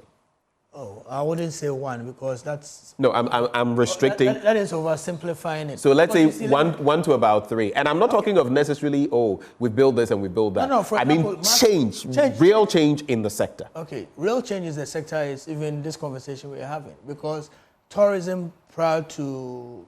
some time back, we people felt it's entertainment, it's nothing. But we've had now it's part of the national conversation. Over the last few years, anytime the president goes to Parliament for the State of the Nation address, tourism is mentioned. If you take marketing the destination and trying to bring, Ghana is now top of mind. Recently somebody showed me a picture when they were doing these Euros, where the players were asked, which African country are you familiar with? And almost all of them would turn their attention is Ghana. To get Ghana to that level where everybody is talking about the destination, it's not something that is by chance. We've been deliberate in our marketing effort. December in GH, it's a product that we've introduced in 2019. And now, if you talk to the hoteliers, you talk to the people in the value chain, December was a lean season because a lot of our big hotels, the 5-star, upmarket hotels as we call them, 3 to 5-star, they depended a lot on business tourism, where people come and have conferences, exhibitions, workshops. And so by middle of December, everybody was shutting down because people don't do these conferences in December. It's party time. But then we came out deliberately to say, okay, let's create a brand. And we've created a brand, December in GH. Yeah. Last year, we endorsed almost 188 events. We started in 2019, 36 events. And this is going all over the country. If you go to Takoradi, if you go to Navrongo, people are bringing up events that we endorse. And then we support through marketing. We support in so many areas, licensing. Apart from marketing, licensing. Sometimes we sponsor some of them and all that. So, okay. Yeah, so we've been very deliberate in our marketing. So I would say that is one thing. If you take the year of return, for example, in 2019, that has really positioned Ghana as the Pan-African hub. And when you're having conversations, last week, for example, Afri-Ezim met in Bahamas, and Ghana was on the table. You have somebody like Chief Woman being the one anchoring the creatives there, doing a display of the Mansa world story. And so these are things that I will say, let's separate the tangibles from the intangibles. The top of mind that Ghana has created, the top of mind awareness that people are saying that, okay, this is the destination, I want to go to Ghana. And the numbers are showing, year on year. It dipped from 2019 to 2020, obviously because of COVID. But from 2020, from 300,000 in 2020 to move back to 1.148 million in 2023 tells you that something is happening. And so that marketing is one of them. And then when you talk about tourist sites, the structure that we've brought to bear in terms of regulation, and the laws, the LI is very significant because without a proper legal framework, somebody wakes up in the morning, there's a stone that has gushed out some water, and then all of a sudden they put things around it and they say it's a waterfall, and then people start coming there. There are no security arrangements, no washrooms, and so we are now using the force of the law to make sure that every tourist site will have decent washrooms, safety concerns are well addressed, and there's a proper governance board. If you take the case of Kintampo, for example, what had happened in the past was that there was always a fight between the assembly, the youth, and the traditional council. The traditional council says the land is mine, but the assembly says we are in charge of revenue. So when there is money coming there, they will come, they take it to the assembly. The youth say, hey, we have this thing here, we are not seeing anything. What have we done? We've brought them to table through the law. So the law says assembly has to be there, traditional council has to be there, tourism has to be there, any other interested party. And we see the youth as an interested party. We see sometimes private sector developers coming in and say, we want to do that. If you take Kintampo, for example, the walkway that has been done, it's been done by a private sector operator. And they are doing a revenue share with their facility. So that's why I said I can't simplify it into one. Marketing is one of them. Product development is one of them. I mentioned cruise tourism. I mean, to get cruises, this year alone, up to now, we have 5 cruises back the docking here in our ports, in Tema and in Takoradi. Recently, there was one that even went to Elmina. And so these are things that are happening. We've engaged with the National, the Ghana Navy, and we've started to look at how we can even develop our own cruise travel on our shores. And so in August, for example, we have the Journey to the Center of the World. Because we say we are the center of the world, and truly we are. But the world... Ghana is the country closest to the center so that's why we world. claim it. But then, where is the center of the world? So in August 4th, which is a holiday, we are taking a team open to the public for people to go and see where the 00 is, so that we can say this is the place. And if we could plot it, then what do we do with that? Thank you. How do we monetize it? So we work with the travel and tour operators. We have about 250 tour operators. So we don't do the sales. We market, and then they do the sales. So that's what happens. So we go to all these fairs, exhibitions. It's a private sector, that is the tour operators who do the sales. There are some crucial, I did promise you that I would take you around the world, and some places that I have actually been to as well, so that we can have a fair conversation. But I'm curious, when it comes to places like Shai Hills, the potential is vast in terms of flora, fauna, and everything in between, animals and the land, vast land to be developed. But in terms of those and hotels, lodgings, now I've been around a bit, and sometimes you have a beautiful place, but the road to the place, how to get there, is torment enough. And maybe even the excitement of going there whittles away just by trying to drive to get to the place. By the time you get there, you can't do anything. You're exhausted. You have to rest. And maybe you miss out on day one. And all of these are expensive, right? In some places, we don't even have the infrastructure in place. What are you doing about that? Your engagements with private sector and all that, what are you doing? So I think I mentioned the legal framework, very, very important, because you need a structure to be in place where people know that when I'm coming in and I'm investing, I'm protected by the law. And so that's why the LI is important. And then also the numbers. I mean, since 2019, the first report that we generated for the industry was in 2019, where we have every year we do the annual tourism reports sent to ISA, to the Statistical Service, and all those agencies. Why do we do that? We need to show the numbers, because for investors, they want to see the numbers. How many people are going to Kintampo? How many people are going to Shai Hills? So if you tell me, put some money in there, I'm assured that I'm going to get my return. So that is also another one. But then also, importantly, bring tourism to the national conversation. And so I'm happy that if we take roads, for example, we've had engagements with the Ministry of Roads. They've promised that every year they will look at, 50 kilometers of potential roads to tourist sites. And so if you look at Kakum before, when I became CEO, that was one of the things that the industry was talking. Oh, Kakum is the #1 destination. The road is not good. The road has been fixed. If you go to places, there will be places that the road has been fixed. But there are other areas like Boti Falls and other places that we've engaged with the ministry to fix those roads. And I believe that as these national conversations are happening, as other sectors of the nation, roads begins to appreciate, because we've had meetings where they say, oh, but I mean, Cocoa Board is doing cocoa roads. The Ministry of Agriculture is asking for roads to bring food into the cities. So it's always like which one comes first, the chicken and egg situation. But we've also showed them that, look, if we're able to get all these roads fixed, the number of people who move around, people who will spend money, and then now the economic activities will improve. And so it's a conversation that is ongoing, and I believe that I would say the glass is half full rather than half empty.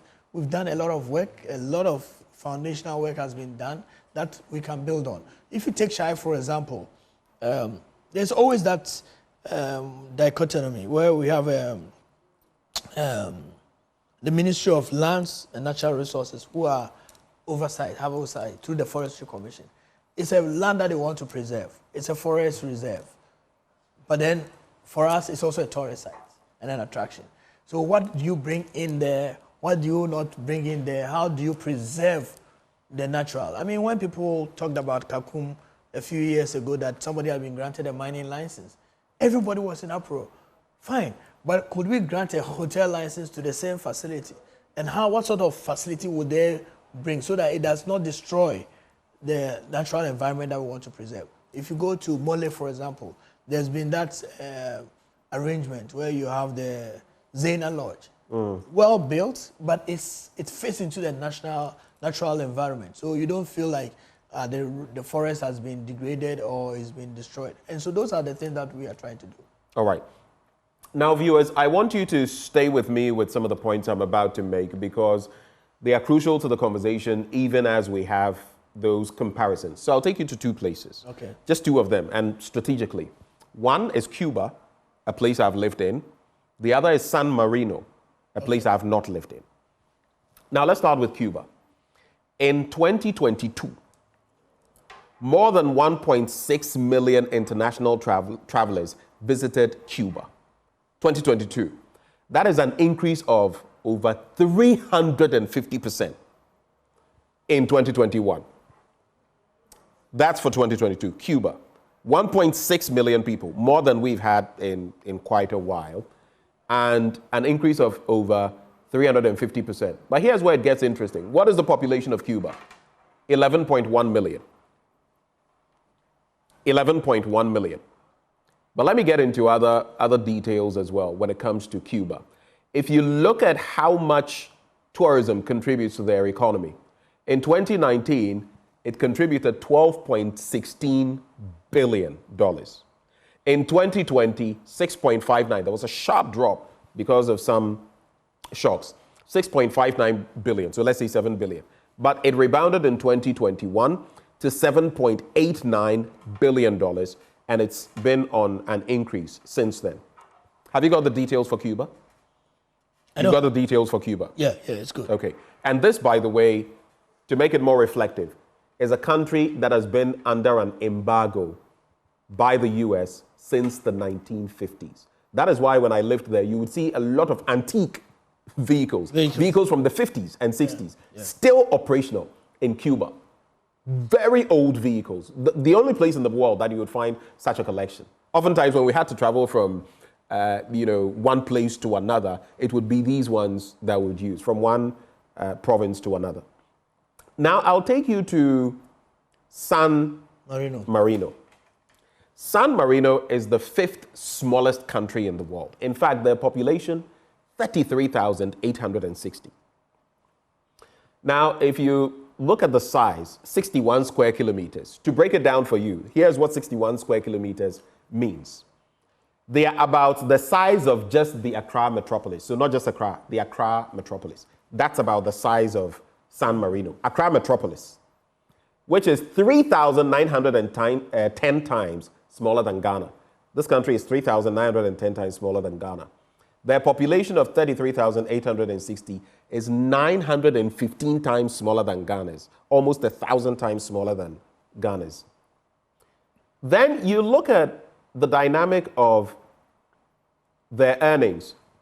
The last time there was a check, I think 2023, thereabouts, they are bringing in between 2 million and 3 million tourists every year. I don't need to state how much this is that will translate to their economy in San Marino. So I just want to find out from you, what is it that these countries, San Marino, tiny country, 33,000 plus population, they are bringing in almost 3 million tourists a year with the accompanying foreign exchange earnings. Cuba, 11 million, about 1/3 of our population, bringing in 2021, 7.89 billion, and it's been incremental. What are these countries getting right that we are not able to get right or harness?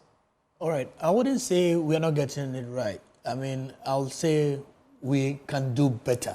I mean, because like I've shown you, the data that I also have tells you that we have moved. I mean, for example, in 2021, we moved from 355,000 to 623,000. That's a jump of 76%. last year from 914,000 to 1.148. That's a jump of 25%. So we are improving, maybe not at the pace that is fast enough. But I will tell you why these countries are doing better than us. One is prioritization. I mean, we are in a country that sometimes I will say we are too blessed, so we don't see what we have. You know, you are so right with this point. Yeah. I was going to make that point. Yeah. But you go ahead, and I'll come back and confirm that specific point. So we are focusing on gold because we have gold. We are focusing on timber because we have timber. We're focusing on bauxite. We are focusing on so many things. We don't see tourism as an industry. But recently, when the conversation started and we started putting out these numbers, I remember the first time we published our report in 2019. I mean, a lot of civil society organizations were up in arms. Hey, where are you getting this data from? I said, from the airport. So we started harnessing everybody, bringing everybody together to say, look, this is the data. The data shows that if we paid even a little attention to what we're doing. So, for example, if you're going to Cuba, the visa regime, to get a visa to go to Cuba, I mean, it's not as difficult as it is getting a visa to come to Ghana, for if you're going from the US. If you look at access, Cuba is how many hours from the US? I mean, 30 minutes, 45 from Florida, you are there. And so the numbers will come. We are 10 hours away. But this 10 hours away, we are putting impediments in the way of people. I mean, the number of people who will call, sometimes in the middle of the night, 2 a.m., I'm getting calls. There's a large group coming, but their passports are stuck at the Ghana embassy. Why do we still need people to get visas to come? Why can't we do an e-visa? Why can't we do a visa on arrival? So this is something that we've been engaged. I thought we have been talking about such stuff. Yeah, so I've heard a lot of talk about it for a while. But then that's the point that I'm raising. That there are so many sectors, there are so many players. So, for example, visas are not issued by tourism. It's issued by the Ministry of Interior, the Ministry of Foreign Affairs. So you need to get their buy-in. Getting that, they say you have to do stakeholder engagements, which we have been doing. This year, thankfully, that is going to happen. But I'm saying, if we had it, and I will give you an example. When we did the reciprocal visa agreement with South Africa, 2023, the whole year, the number of tourists that came from South Africa was 4,323. 4,300. As at May ending this year, just by that reciprocal agreement where they can come without going to Pretoria to go and queue for a visa, we have 7,500 already. So there are bottlenecks we can take off. Let's take off the bottlenecks. Let's make it easy for people to visit, people to travel, because tourism has come to a point where people are sitting down, they say, hey, they see an advert. Oh, Stoneboy is performing. I want to go. In Ghana, you can't. You need about 2 weeks because if you are from the US, which is our number one source market, you have to apply through sending your passport, mailing it through FedEx. You need a yellow card. Yellow card alone. Yeah. The yellow card for most US states, it costs about $300. Yeah. So somebody is sitting there and saying, okay, I need to travel. Does this make sense? Does it make sense for me to pay $300 to get a card just to travel? Well, thankfully, now the newest development, which is basically, you get the yellow card. They give the lifetime shots. Okay. So thankfully, I mean, maybe it could be a one-time. It could be a one-time thing, but it is a disincentive. It's a disincentive because somebody is sitting there. Look, I can go to Cuba. I mean, if you are in the Bahamas, you didn't cite them. The numbers are incredible. Indeed. Going there. But it's 30 minutes from Florida. Yeah. So somebody is sitting there. Oh, I'm bored. I have an off day. Where do I spend my weekend? Do I travel 10 hours to Ghana? And where do I get a visa? Even if there are flights. So, for example, if you look at access, we have United and we have Delta. Yeah. We used to have South African Airways. They are off. So I'm somebody who's been advocating. We need a national carrier. Why? You need it to facilitate. I mean, Dubai, sometimes we see people who send me flyers. Hey, look, 1,500 to go to Dubai for 3 days. Yeah. Emirates is doing something. Where is our national flyer to do that? We don't have the national carrier. So Emirates would drop their flights to get people in because they realize that when the people come in, they'll stay in the hotels. The hotels will employ. When they come in, they'll go to the restaurant, they'll eat. The restaurants will employ. When they come in, they'll pay taxes. They will go to sites. And so we need to have that mindset shift through tourism that, look, let's do it because we have it. I mean, okay, so I get the point you're making. You've been at post for 7 years and counting. Why have we not done it? We've had enough time. You have had enough time. We as a country have had enough time. I read the National Development Planning Commission's reports sometimes. We've thought of some of these things. Why are we not implementing them? What are we waiting for? All right, so we've implemented some of them. Like I told you, marketing, we've improved upon that. There's all the legislation, we have it in place. There are laws that are needed. But I will say some of them have been slow, I mean, in terms of our bureaucracy, because you're dealing with other agencies who do not see the agency in some of the things. I mean, for example, we go to, when we're doing arrivals, and there are some people, celebrities who are coming who say, oh, we do a welcome, cultural welcome, just to highlight our culture. So if for somebody like Steve Harvey is coming or Steve Wonder is coming, we will need to go and meet him with a culture to why? Because by showcasing that, people will say, what is this? This is the culture of the people. I want to go there. You know, we pay to airports to do that. We as a tourism industry. So if all the agencies are not seeing the same thing, that look, let's sing from the same hymn book. Let's all understand that this is the game changer for us. Cocoa, gold, whatever it is, these are all, they are not... And these are getting exhausted, by the way. But look... So are you saying the synergies are not there? The synergies, the linkages, the coming together is not really there? It's there, but it's not to the level that... It could be better. Much, much better. Much, much, much better. And I believe that we will get there because the conversations are happening. I mean, we've had incidents where meetings have been called, the president himself has sat in with all these agencies. Look, this is where I want us to take our tourism. So I'm quite positive that we will get there. But I think we need to speed up the process of, I mean, the e-visa. I mean, I know this year is coming, but if we didn't have people to go and queue, I mean, I've been to Washington before and I see a queue, people like, I mean, I was with a guy, he said, oh, sunlight by a crew. But it's good. People think that, but at the end of the day, we are the ones inviting them. Right. We are the ones who need the numbers. If the numbers come in here, one tourist, I mean, currently the data shows that spends about $2,900. So that $2,900 is money that is not going to government coffers, it's going to the Uber drivers, it's going to the fashion designers, it's going to the go sellers, it's going to the people on the SSNIT market and Oxford Street. That is the money that is going there. So let me ask you, in this chain, in this nexus, they say you are as strong as your weakest link. Yeah. Which is the weakest link when it comes to our tourism? Some of these agencies you've mentioned, again, the sectors. Which is the weakest link that we really need to look at? I wouldn't point to one agency, but I would say bureaucracy is our weakest link. There are too many bureaucratic hurdles in our country. I feel that we need to, I mean, if you take Parliament, every agency wants to enact new laws. But how are these being discussed as a cross-sectorial policy? So, for example, we need, I mean, yesterday's news item was quite revealing. Do we need insurance for people to come to Ghana? Yes, maybe. How do we do it such that it does not become a disincentive? Because if you leave it to somebody at National Health Insurance, they are looking at the bottom line. Okay, if we do this insurance, maybe to facilitate revenue for hospitals, for the National Health Insurance, but what will it do to arrivals? And how will that arrivals decline impact businesses in the value chain? So we need to have a cross-sectorial discussion. And I believe that bureaucracy is, for me, the bottleneck. I wouldn't say there's one agency that is impeding. Everybody is doing their bit, but I think we need to all understand and work together to improve the sector.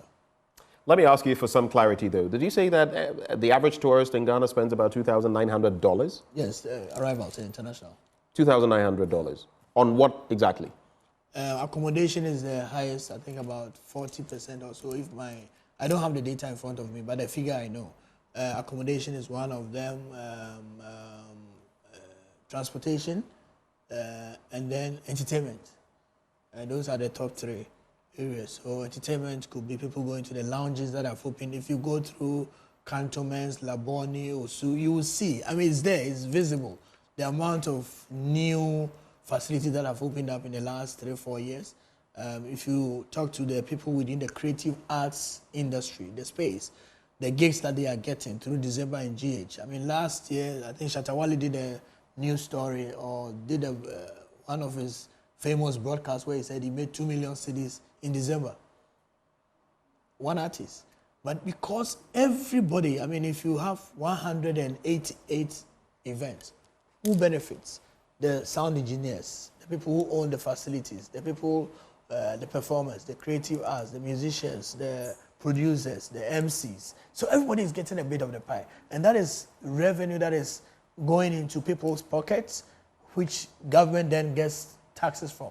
So I wish that money, the 2,900, comes to us, but it doesn't come to us directly. But we are happy that through the work that we are doing, people within the industry, especially within the creative arts, are also making some money. Now, this issue that you've brought up, I'll get to the cost bit. I've shared some blunt thoughts on this before. I was just looking for the file and link it to the 2.9K. But in terms of the point I wanted to go back to, in terms of prioritization, right? We're also not making the strides in tourism because we are not prioritizing it. Like you said, cocoa, gold, and the rest, and these are finite. Look at what Galamsey has done to our cocoa. Gold is diminishing. There are projections after 2050 where we'll be. By the time Ghana is 100 years in 2057, where will our gold, be? Our oil is already diminishing. So we must look at other sectors. And that is where I agree with you. You look at a place like Cuba. The embargo was placed on them. What do? If you go to Cuba, one of the most thriving industries is tourism. Yeah. You go to their beaches, pristine.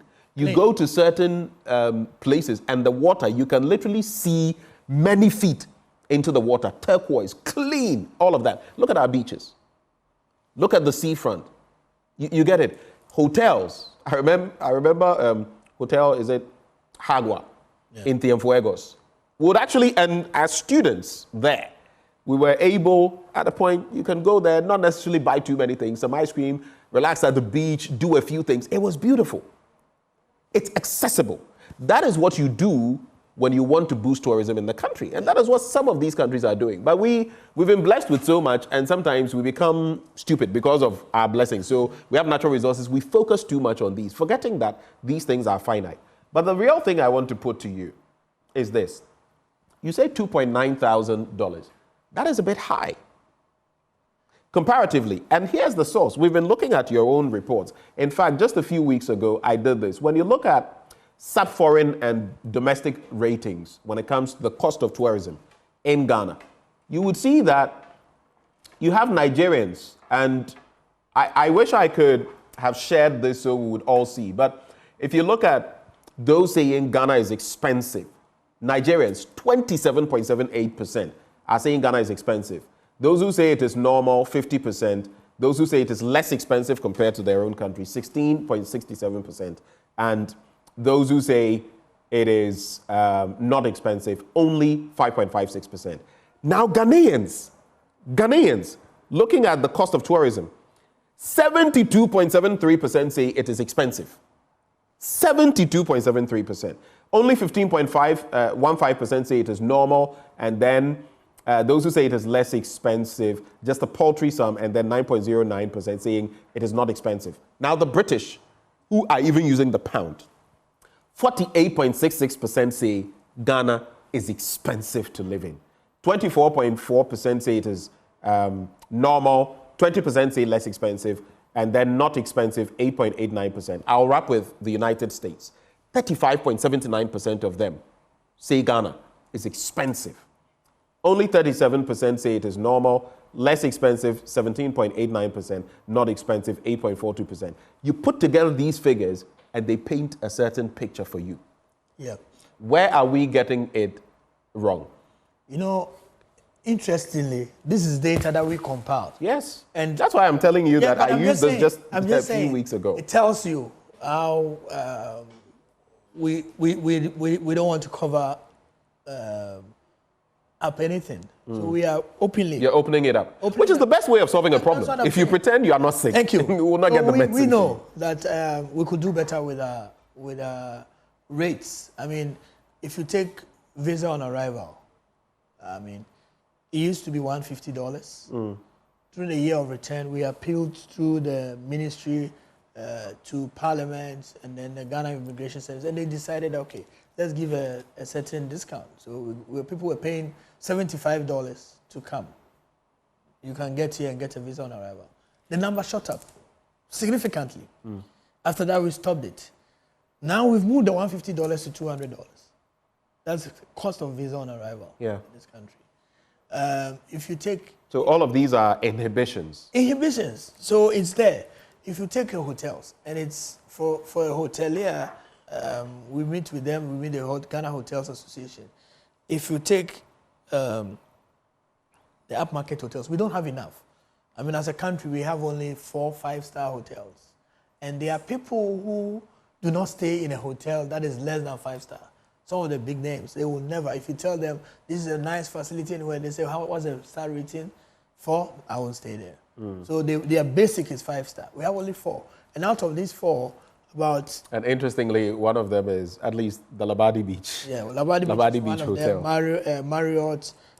Which we want to sell our stake in. So, but that's a different conversation. So you have these 5-star hotels. Right. Almost 20-30% occupied by hotels, by airlines. So all the airlines, they have their staff in the market. So we don't have enough rooms. So anytime there is a peak period. But can Ghanaians even afford it? It's not about enough rooms. How many Ghanaians can afford the Labadi Beach Hotel? Assuming if you go to Dubai, every kilometer, there are about 20 upmarket hotels. True. So if you're a hotelier, nobody tells you to reduce your price. It's a function of demand and supply. Right. But here, the demand is so high. So they always say, oh, we are... I mean, I remember in 2019, we had some executives from a company, I mean, one of the international companies who came here. And they said, oh, they wanted to stay in one of the hotels. And their night rate was $1,500 for standard rooms. $1,500. $1,500 per night? Per night. 5-star hotel? Yes. Because of what? Because the rooms were fully booked, and so the only way you could get in was to pay above everything. So we've engaged with the hoteliers, but they also have concerns. Because we, for example, regulate them. We charge normal annual fees. A typical budget hotel will pay about now 190 cedis as their license fee to GTA. But when you pay that is not all. You pay EPA, you pay Food and Drugs Authority, you pay the assembly. The assembly will charge you for business operating permit and then for signboard fees, because you are putting a signboard that says Joy Hotel. The musical Gamro will come to charge you royalties because you're a public facility and you're using content and all that. So these are all inhibitions. These are all the things that are driving up the cost. So they will say, okay, let's take all of that. Then now you have the taxes. We have a 1% tourism levy that you have to pay. Then you have to now put on, how much percentage is the VAT now? 21 or so percent? About 22. 22.5. All right. So all these things are things that are passed on to the consumer. So the consumer says, this thing is expensive.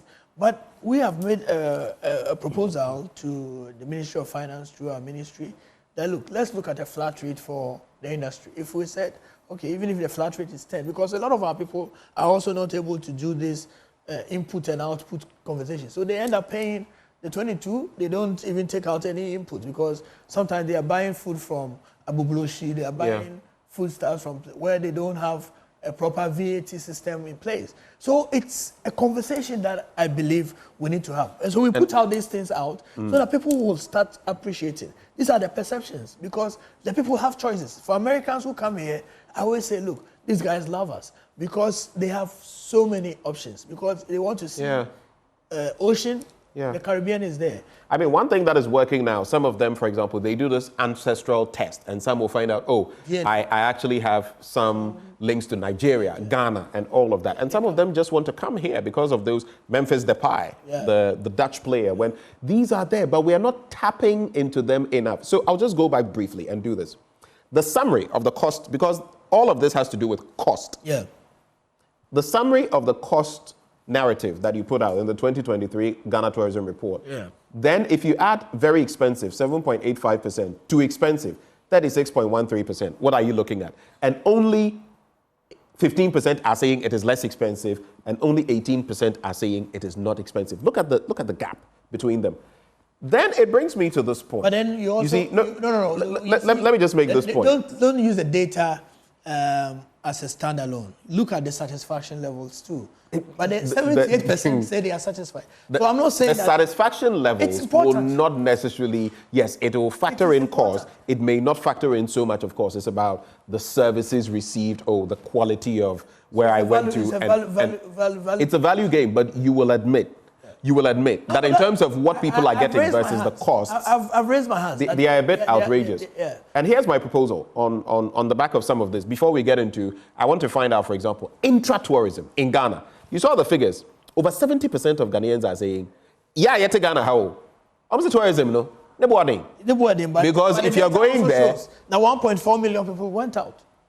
So it tells you. So let's not look at... But people may be willing to, I'm going out, I'll have clear access roads. If I fall down right now, could do more. There will be a service in terms of insurance. There will be a service to take care of me in terms of my health. I mean, there are certain stretches, if you were traveling at night or something, hoping to get there in the morning, you could be robbed. You know that. Oh, yeah. I mean, look, there are so many things that people will take stock of and say, why do I want to put myself through all of this? I can pay just a little more, go to somewhere else, and earn practically the same. There's no place in Ghana that I've not been to in the last 4 or 5 years. No tourist sites that I would say I don't know. I mean, about a month ago, I went through Ho to Dambai to Salaga. And we use a ferry. So using the road all the way. We use a ferry to cross over from Dambai. And there's a guy who is building Oti Serene. So we went to Oti by the shore. Serene Hotel? Serene. Is it linked to the other one? Yeah, the Volta Serene. They're doing Volta Serene, yeah. Oti Serene. Incredible facility that when it's done. And these are people who have seen. I mean, what tourism, what the hospitality sector can give them. But as we drove from that place to Salaga, the road in the night, things like changed. You're saying, I'm like sitting there and I'm saying, if I wasn't in the position that I was, probably would I be traveling? Would you try driving there at that time? Yes, so I get it when we talk about these things. And I am not somebody who will cover these things up. I say it openly that, look, we need to fix these roads. We need to fix some of these facilities. We need to, but even on the ferry, I started talking to people. What are you going to do? Oh, I'm visiting family. I'm going here. I have. So you can tell that people like to move. Yeah. If they have us. If the means are there, they will move, and it's a cost thing. But on the cost, so I have a few more questions for you, and then we can wrap on this. But if you look at the San Marino example, I'll just take you back. I think there's this. It would be a good place, and I think we can learn something, a little something from that. Now they have a coin that they and put out there. I don't know. Recently, we've had the Ashanti, Otumfuo do his thing. There are other chiefs, Togbe Afede and others, Paramount Seas and all of that. Can we do something similar so that maybe tourists coming in can get this thing? It's like one of those souvenirs, big deal to go with. And this, no tax regime. Averagely in Europe, you would have a 20 to 25% VAT rate. We're already there as a country in Ghana. But then they have no consumption tax in San Marino. Taxes are weighing us down. I haven't studied San Marino that much. So today I've given you homework. I've given you an assignment. You've given him homework. I knew about the Cuba one, but I think you raised some very valid points. We will learn and make proposals. But I think you raise a valid point when it comes to chieftaincy institutions. Like, Menchia Museum, for example, the number of people going there, we've proposed to a lot of the traditional councils to have their own museums. I mean, some of them we have started some serious engagements. For example, if you look at the Evers and this whole bit about Agokoli. And Nochie coming, I mean. Yendi, for example, we just signed an MOU with them to see, look, what can we do to preserve some of their stories? Because it's there. Sometimes you hear it, but these are things that will drive people there. And also, Yendi is also on the Meridian. And so it's a no-brainer that we do things. So we've engaged with some of the communities. Our regional directors are doing a fantastic job talking to some of these chiefs.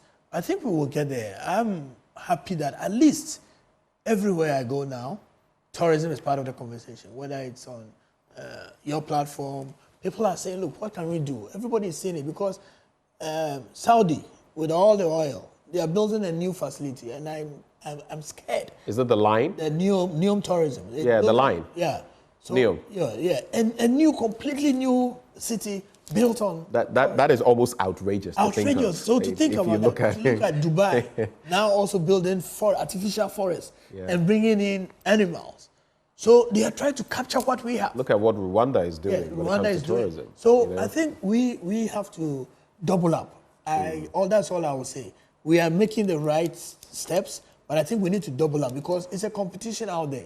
Yeah. Rwanda is paying, how much are they paying to Arsenal, PSG and Co. To just get visit to Rwanda here. We don't have that. There's even that deal for, some people who are sent out of the UK. I've forgotten the right term. A lot of them are sent to Rwanda. Yeah. So, and all of that comes with monetary and other benefits. We had proposals from Tottenham, Liverpool and Co. And they came and as we sat down, the guy mentioned the figures. I chuckled and he said, why? I said, you're talking to the wrong person. We don't have those numbers, but we want to work with you. So what can we do? And the guy was very open and said, look, there are areas that we can work together. Maybe not as a full-blown partnership, but occasionally, if we have a big game, you could pay to bring in some of your people who offer you some hospitality. But I have been given an opportunity through Rwanda Tourism to see what they're doing with us now. They have a full hospitality suite. And what do? All the key tourism players in UK, they invite them to come and watch a game. So you go there, you are sitting there, and they are showing you everything about Rwanda, although you're watching an Arsenal game. You fall in love with the country. Yeah. And you are the one who is deciding because tourism consultants, as they call them, are the ones who tell their clients, go this place. Because the person has traveled to San Marino, has been to Cuba. They are looking for the next destination. Yeah. And if Ghana doesn't come to mind, and Rwanda comes to mind, they'll go to Rwanda. How do you even position yourself so that the recall is there, that when they think of going to a place, they are not thinking of Bora Bora, they are not thinking of Bali, they are not thinking of the Bahamas, they are not thinking of Saint-Tropez, they are thinking of Accra, Ghana, or other parts of. So what we have done in that sense is to form a lot of partnerships. So, for example, in the U.S., we have a partnership with the NAACP, which is the biggest black civil rights organization. And so they have millions of followers. And once they announce that they have a partnership with Ghana and they are doing some work here in the country, all of a sudden their members feel like, okay, there's a place in Ghana. When you have the Stevie Wonders and the rest coming to Ghana so they have that. Acquiring citizenship. We have another partnership with Howard University. Okay. They have about 40. Known for its black population. Yeah. So last year, for example, they declared the year of Ghana. Yeah. And so every faculty, every institution within the university was tasked to do something with Ghana. So the Apiate disaster, they have the architectural students come and work with the Ministry to look at the designs. And so that's some of the things that we're doing. Those are some of the things we have to look at. We don't have the resources, but we are working smart. You're working smart. Final questions. I want us to look at, so for example, when you've spoken about the proposed cost of, now, we've made mention of the proposed cost of passports, right? That has gone up. The visas are also going up. How are you working with the Ministry of Foreign Affairs, regional integration, to scale back on some of these? Because in the end, they become inhibitions in terms of tourism. As for the intra-tourism, I think it may have to be a conversation for another day. And I also want you to give us some reflection on the year of return, now beyond the return, and what you make of that. If you can sneak in the bit about dollarization, I'd be happy, because all these figures, dollars, or CD equivalent. Right now, you know the rate of the dollar, right? But you address those two questions for me. Ministry of Foreign Affairs, and beyond. Okay, so Ministry of Foreign Affairs have been very cooperative, understanding in so many areas. But I think, like I always say, we can do much, much better. So, for example, the issue of the visa, we are part of the committee that is working under the Ministry of Foreign Affairs to have this e-visa. They are almost done. And so I know that is going to happen. If you take the issue of dollarization, it's a difficult one for me because I see it, I feel it all the time. Not so much for the people coming, because if somebody is coming with dollars, they feel that, oh, things, they change and they have a lot of money. But our operators, look, we have hotels that are importing fruits. We have hotels that are importing meat from South Africa and other places. Oh, yeah. So I've even forgotten. There's this popular fish that a lot of which I don't think is tuna alone. There's this one, I don't know. Yeah. The name just escapes me. A lot of it is imported. Yeah. So and I don't want to mention the hotel, but it's not their fault. It's not their fault. So supply issues, quality issues, so they bring it in. If a hotel imports meat, you go to the hotel and they tell you that their burger is 150, you start, Ghana is expensive. But the thing is, it's a factor of that. So I think the dollar issue is concerning. But it is what it is, and we need to deal with it. Because I believe that there are countries, I mean, if you go to the Bahamas, very, very expensive destination. But the value that they are providing, it says that people come. The hotels are full. So we want to focus more on the value that we can bring to bear. How do we make sure that people understand or appreciate Ghana and they want to come to Ghana? So that is what we've been doing through the Beyond the Return. The Beyond the Return is a 10-year project. We've come out with a lot of ideas and policies that will really shape and streamline the conversation among Ghana and the East Diaspora. We also have this December in GH, we believe that is one thing that can change the dynamics for us, because a lot of events are happening here. Capacity is being built within the sector. A lot of big named artists want to perform in Ghana. And so that's a good thing. But like I always say, the sky is the limit and we can do better. We must do better. We must do more. But if you ask me, I would say so far so good. And it's a glass that is half full. All right. Another conversation we're having this morning, we're done with this conversation, it's about the SSNIT Hotels, Labadi Beach Hotel, and all of that. That feeds into your area. Since you are here, what do you make of that development right before you go? Without going into the details, just in 30 seconds or 30 1 minute. seconds, I believe that SSNIT, the hotels need a strategic investor. I've been there. I've been to Elmina. Labadi Beach, per the figures we have, I'm not talking about Labadi. I'm singling them out. No. So they have so much in reserves. They are putting out so much in terms of So let me their returns. Let's pull back. You have the Golden Beach Hotels, Elmina, right, La Palm, all of them Lucia. in there. Yeah. If you've been there, you know the hotel is not so much the profit that you make this year. It's how you are able to plow back and invest. So from I remember we went there 2017, we had somebody from Dubai, a big name investor who came in and said, look, I want to invest in La Palm. When we went in there, had the conversation with the SSNIT, they said they had already a transactional advisor working on it, but they are bundling it. The guy said, no, I'm only interested in La Palm. So he went, he went back.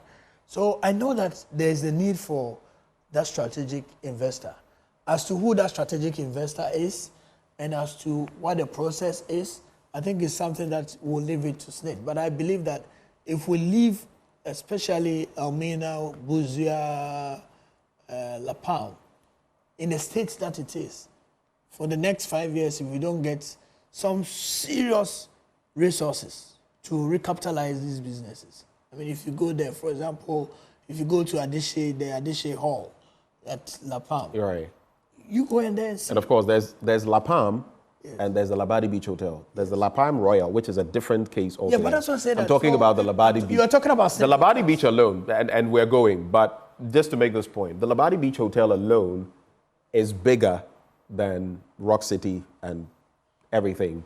I said I didn't want to go into in terms of so it makes it makes for interesting reading. One hotel, the Labadi Beach Hotel, is bigger than Rock City and its stake. Okay, so you could have a hotel returns and everything, and they are going to subsume this bigger entity. No, don't make it. And that is just one out of how many. Let me phrase it for you. Let me frame it for you. So let's say Labadi Beach wants an investor. Right. you could have somebody who is not a hotelier. It is true. Right? Right. So let's separate Rock City from Labadi. But is the Labadi Beach Hotel bigger than Rock City? It is. I don't have the details. Well, we have some of those details, and we are telling you it is. That's just one. No. Out of how many hotels? 6 or so that we're going to be subsumed under them. What yardstick are you using? What? What yardstick are you using? For what? To say this is a bigger hotel. Oh, I'm merely even looking at revenue. I'm looking at figures. I'm looking at how much they have in store. If that is where you get it wrong. That is where you get an entity has. Let me make my point. If an entity has over 50 million Ghana cedis, 54 or so million Ghana cedis lying there, you can't tell me that entity is not solvent. No, I'm not saying even it's not in terms of solvent. and that is just an aside. Not even the running capital.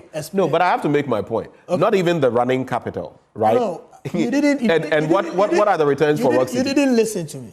Go ahead. So if you take a hotel and say the hotel is big, you could use number of rooms. True. You could look at the amount of money invested. So if you are going to do evaluation, look, Rock City, even before completion, it's almost 600 rooms. Right. You understand? So you can't because Rock City is an upstart. Right. It's not a hotel you won't break even till about year 10 for a lot of. Anyway, that's a conversation we can have at some point. Let's not make that comparison that Labadi Beach is bigger than Rock City. Where I said Labadi Beach is not bigger than Rock City. Okay. But you could say that Labadi Beach is making profits now. Rock City, maybe by year 10. If you go there, the facilities that are there. Right. By the time. No, it's not to denigrate Rock City, but it's to say that what is the comparative and what would warrant such a move. But that's a conversation we can have some other day. Yeah. Akwesi Ajaman, I prepared him kakrebi at the end. I didn't want to go in there, but he's CEO of the Ghana Tourism Authority, and he joined us. But it's been a good conversation. No, I've enjoyed it. I've enjoyed it. But I think that we have to go to San Marino one of these days and probably go to Rock City. We should make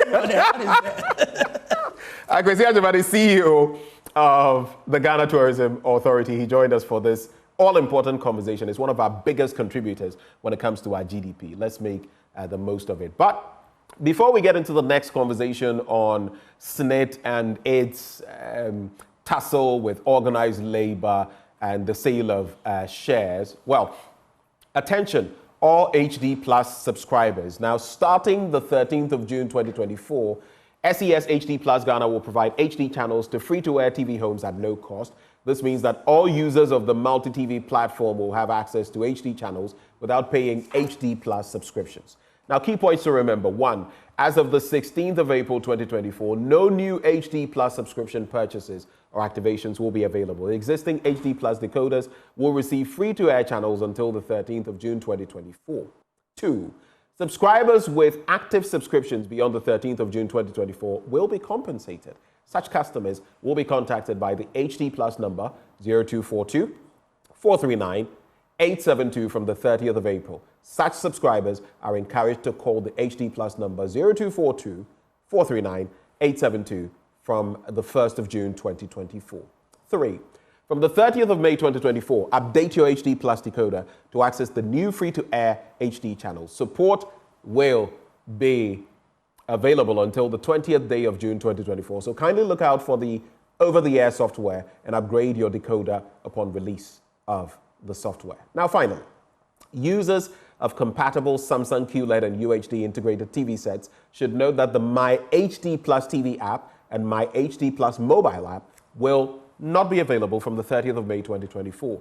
So to redeem subscription compensation, confirm your HD Plus number, provide a valid Ghana ID and a mobile money number by the 30th of April 2024. HD Plus will issue the last batch of compensations by the 20th of June 2024 and will not be liable to making any payments if subscribers remain unreachable or do not follow up with a call center on 0242 439 872 before the deadline.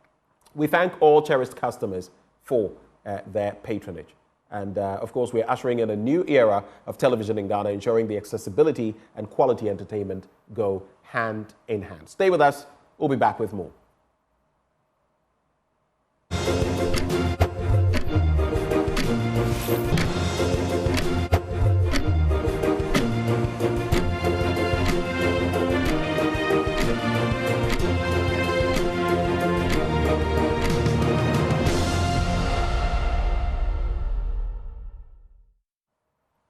Welcome back on the AM show. Time now for us to get into the very next conversation, which has to do with SSNIT, the sharing of stake or the selling of shares in some of the hotels and everything in between. You do know that today there's a demonstration that is being organized by that member of parliament, Okudzeto Ablakwa. But to help us delve into those issues, we have Abdallah Mashoud. He is Executive Director, Africa Center for Retirement Research. He's a pensions researcher, and he joins the conversation.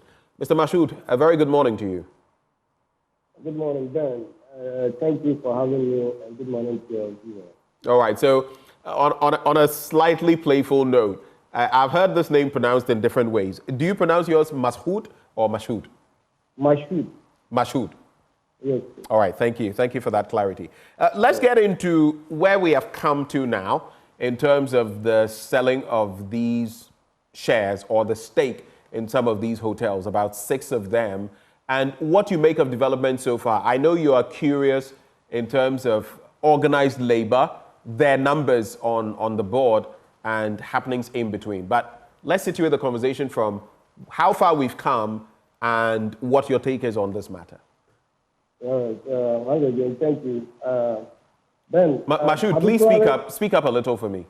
All right. So, particularly on this one, I find it interesting how the management of the trust is approaching this particular investment decision. I'm talking about the sale of the 4 hotels to owner of Rock City.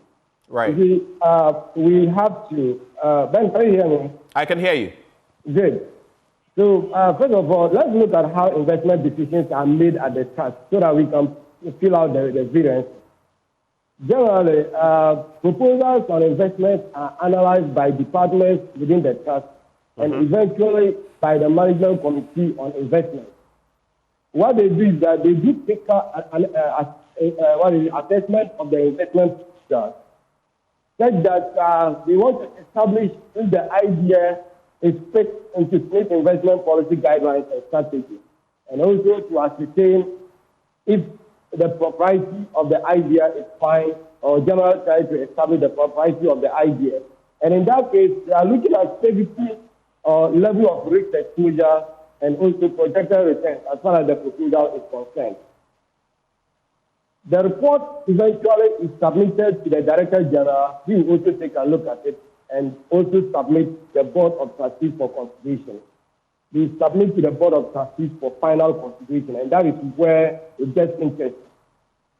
It is the Board of Trustees that approves the proposal or rejects the proposal by looking at the broader picture and other considerations.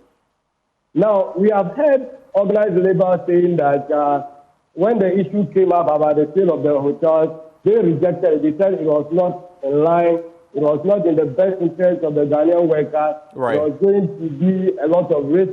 There's so much, generally they rejected it. But what are we hearing? Generally, there are 13 members on the SSNIT board. Right. 7 are non-governmental. Of course, we have 4 coming from organized labor, 2 coming from employers association, and 1 coming from a pensioner association. If you look at the other side, we have the chairperson of SSNIT, appointed by the president. The Director General is appointed by the president. The president appoints nominates 2 other people, making 4. Then we have 1 representative from Ministry of Finance and 1 representative from Security Services, making 6. If you look at the numbers, you realize that we have 7 here against 6. On this particular one, all these people were saying that they said, no, it was not in line, they rejected it. So now, who within the task is just pushing this one? Because in other words, you're saying that it's not approved. Right. In other words, you're saying that if you look at the composition of the board, which is 13, and organized labor has 7, and all the others, the appointees of government, have 6. If organized labor really wanted to poo-poo this or kick against it, they would have every power to do so because they have the extra person, right? Exactly. That is what is happening here. Yeah, and you feel... So in any case, given the numbers then, what I just want to say is that organized labor has the responsibility to protect the interests of the members they represent. And in this case, what they have to do is to do all that they can to hold it of the first six to own off. We have to mind that believers that what is the best defense of the Ghanaian West. Okay. Mashoud, just hold for me briefly. I have to do this. We do know that the Member of Parliament for Norton, Samuel Okudzeto Ablakwa, is on the ground now. He's hit the road, the ground running as far as this demonstration is concerned. He's saying something. Let's find out what he's saying for now, and we'll come back into the studio. Mashoud, let's cross over now.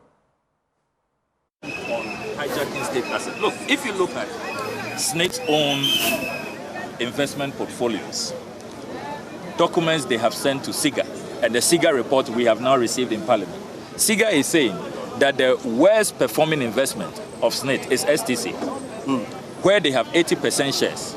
Every year, on the average, STC is making losses of 32 million Ghana cedis. Last year, STC made losses in excess of 54 million Ghana cedis.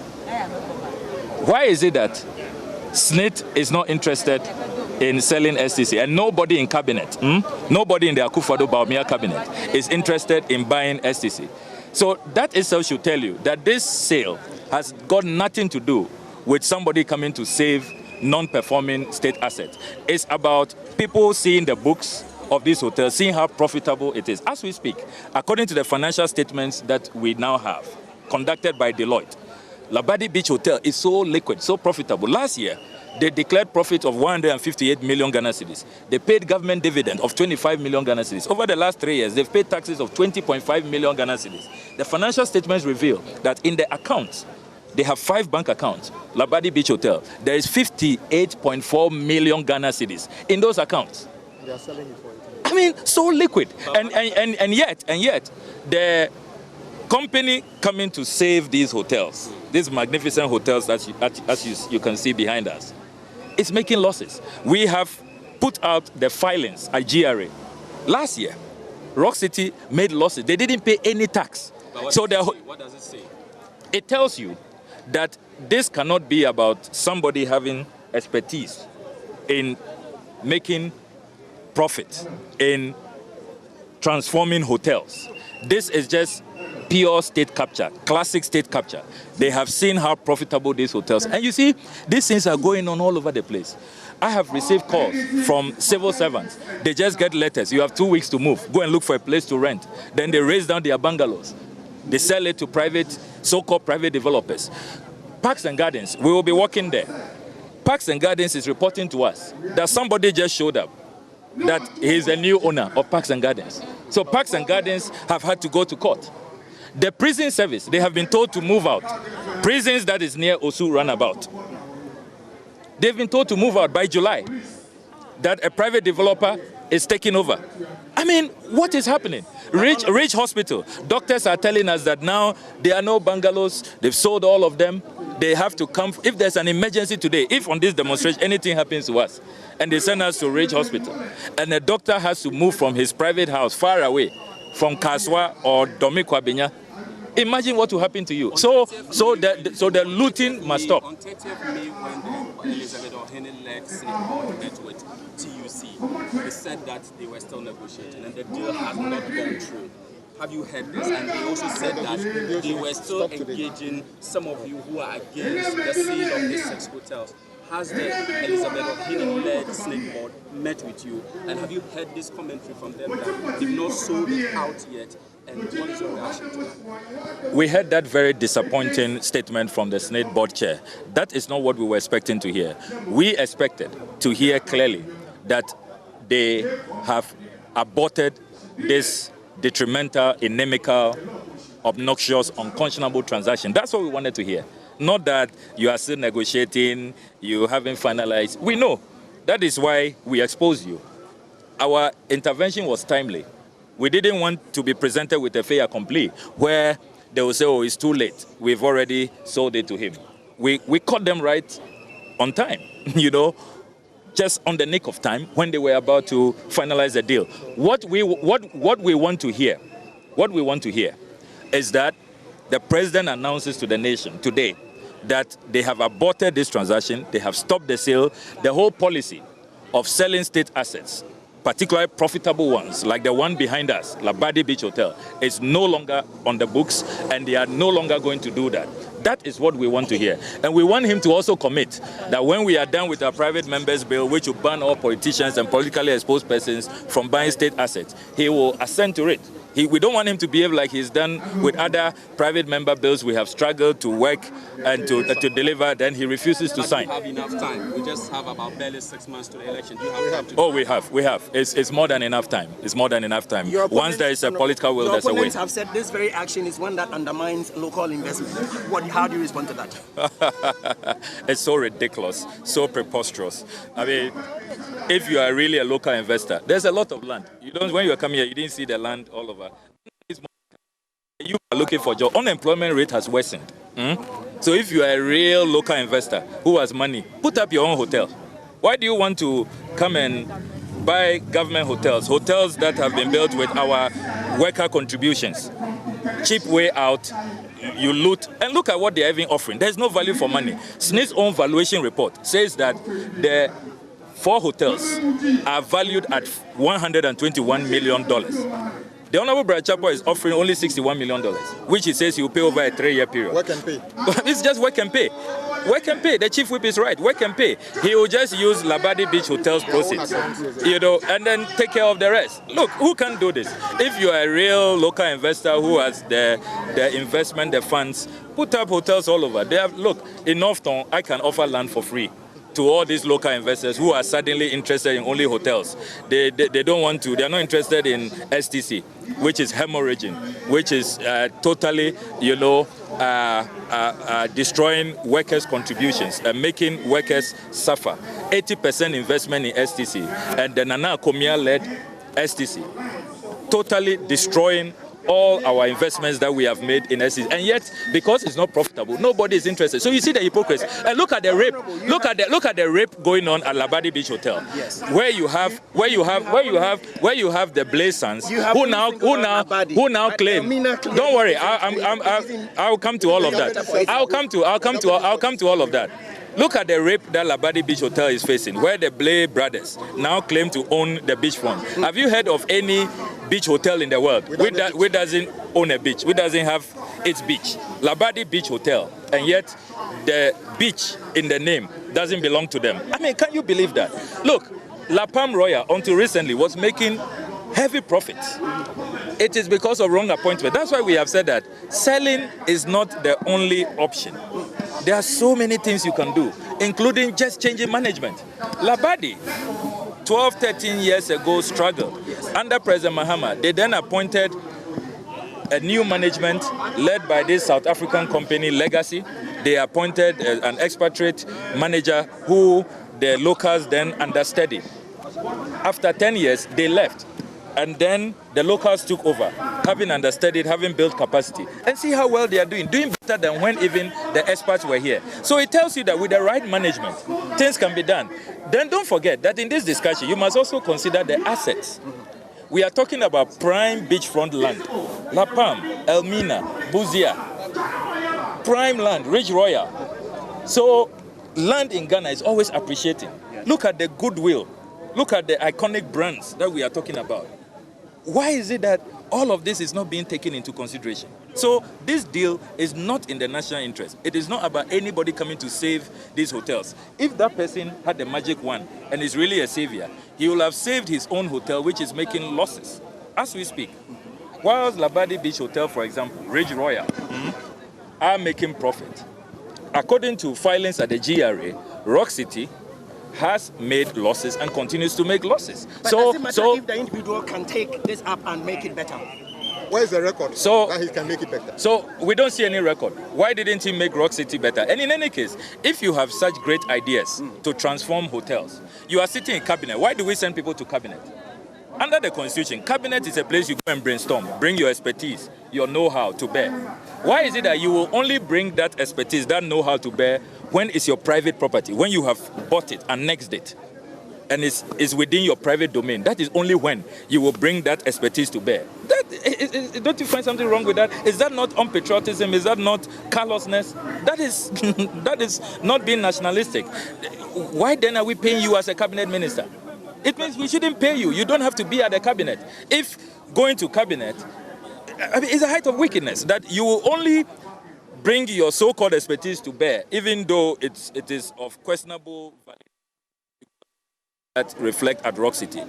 You will only bring that expertise to bear when you own the hotel in your private capacity. Why? Why? That is unconscionable. Look, as public officials, when we come to meet state assets, what the Ghanaian people expect and what every citizen all over the world, what they expect of their leaders, is that you will take good care of them, you will rather expand, increase. This discussion should have been, we came to meet 6 hotels, we've added 2, or we've added 3. We are creating more jobs, or we have expanded it so that many more people will be employed. Then we can improve the well-being of our young people as a country. That's what this discussion should have been about, not about annexing it for yourself. Honorable Ablakwa, we know you've petitioned Shraj on this particular matter. We want to find out if there's any updates on that. Yes, Shraj has written. They have told us that they are investigating. They have also informed us that they have written to all the people who have been named in our petition, that is SSNIT, the Honorable Bra Champon, and all the others. So the investigations are ongoing. They've told us also to hold ourselves in readiness, which we are, because we've intercepted additional documents, latest documents, including, for example, the memos, which we intercepted recently, which revealed that the Honorable Bra Champon is offering way below the fair market value, the actual valuation.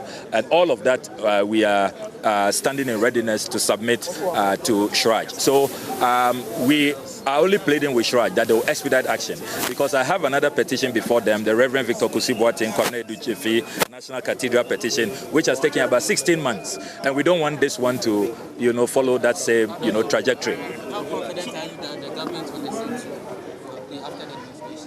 We are quite confident. If you see the numbers, you see the agitations, you should see all our partners. This is a matter the TUC has been very clear on. The Federation of Labour, they are all here. And you saw them at the press conference yesterday. The Gadangbe Council. You've seen the Wulome. The Wulome hardly comes out. The Wulome himself is here with all the traditional leaders. They are saying that, look, they can't accept this any longer.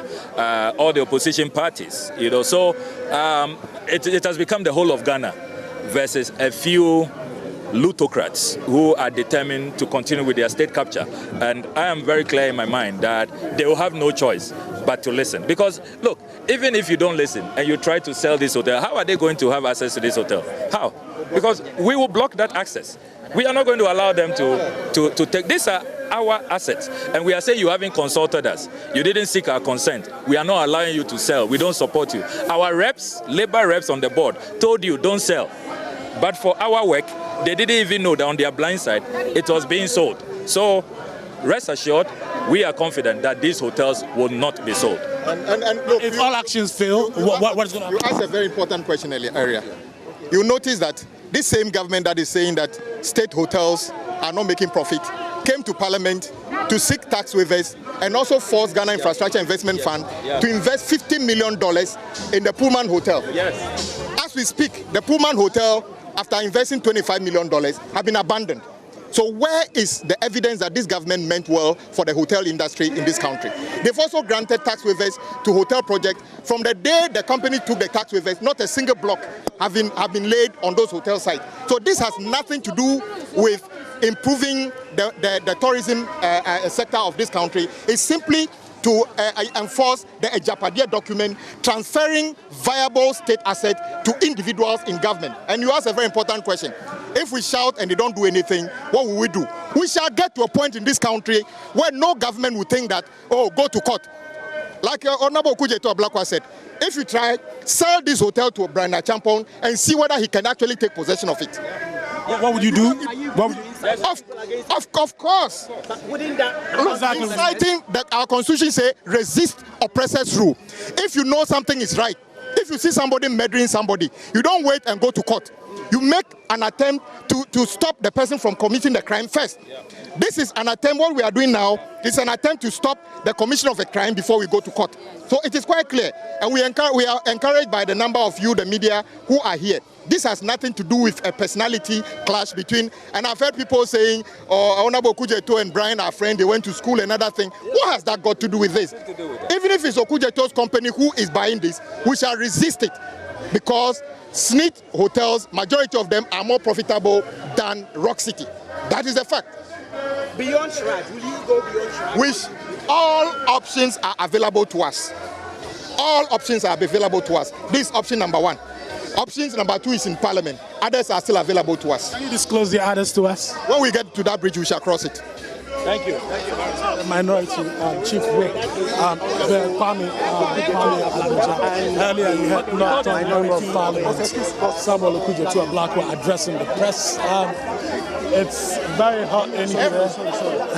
It's very hot in here. We have quite a number of people gathering here for this protest. They should use the same test, right? I said they should use the same proposal to bring in the likes of Novotel, the Pullmans, and other international chains around if they indeed want to promote tourism. But they tell you that this is to ensure the efficiency of these hotels, to increase their profitability. So can they bring a proposal, right, vis-a-vis what SSNIT is currently doing in terms of management of these hotels, that they are managing them poorly, and what they are bringing would bring, rake in more profit than SSNIT is doing. If they do that, that's justifiable enough. Have they been able to prove that yet?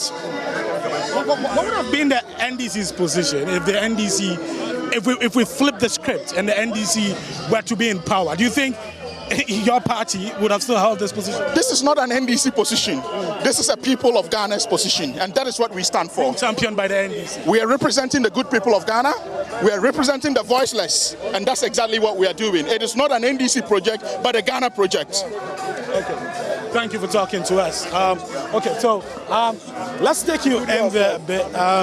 We have a rep from Labour here with us.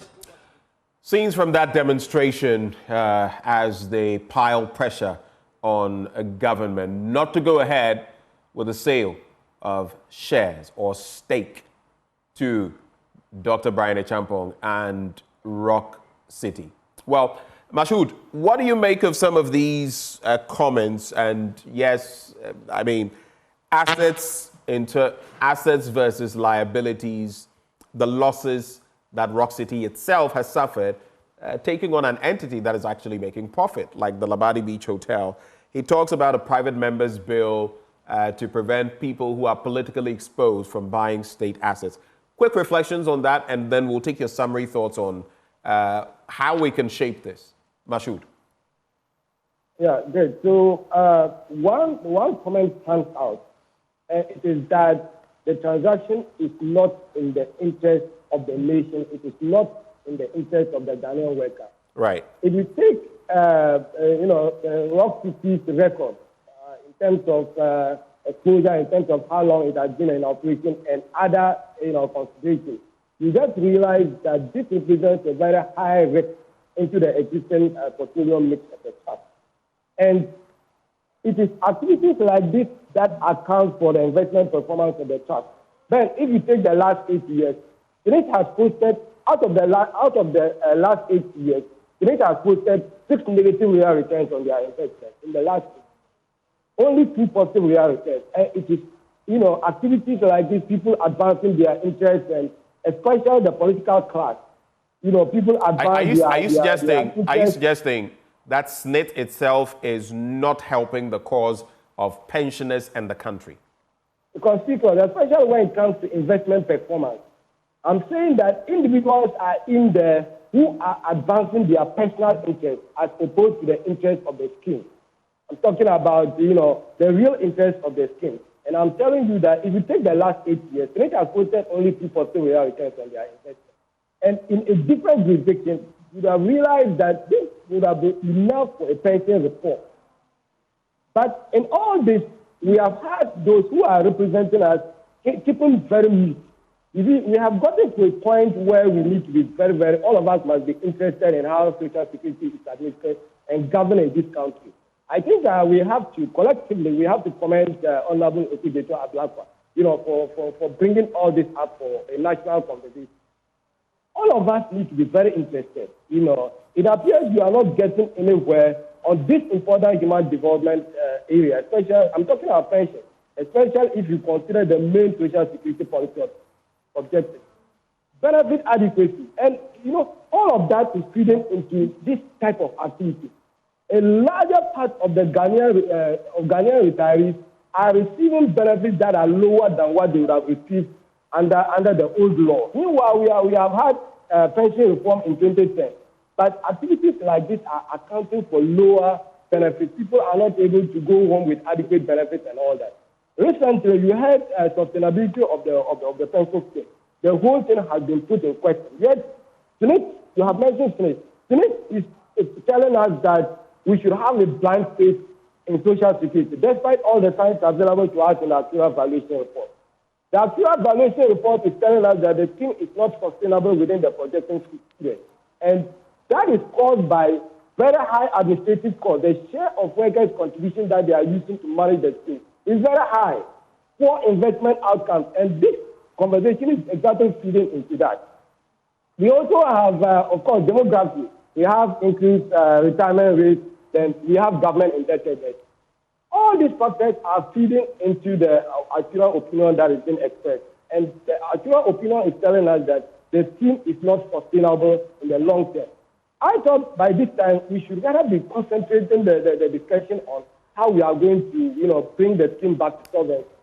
Because, Ben, look, it means only one thing. If anybody tells you that the scheme is in very good footing, if we don't do anything, the scheme will still be able to pay benefit by 2036. The person is not looking at the figures very well, or the person does not have a real appreciation of what actual valuation really means.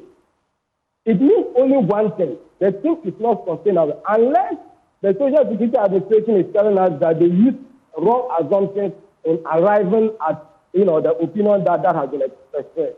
And that is not the case. The actual valuation was conducted by International Labour Organization. And they have warned us before. This is not the first time. In 2014, we were warned. In 2017, we were warned. In 2020, we are warned. Look, the picture is even more dicey. It's even gloomier if we take into consideration performance of the scheme from 2021 to 2023. Okay. We are not supposed to sit back. I agree with them. All we want to hear is that all of us need to be interested. We only want to hear one statement. And the statement is that, look, we have looked at the full picture and we have come to the conclusion that, look, it's a bad deal. We have halted it completely and we are never going back. Okay. Mashood, thank you so much for sharing your thoughts with us. We are very grateful for your time. And that is Abdallah Mashood. He is Executive Director, Africa Center for Retirement Research. But let's go back on the ground. You can see the scenes from there. Maxwell Agbagba is joining us to tell us what exactly is happening. Maxwell?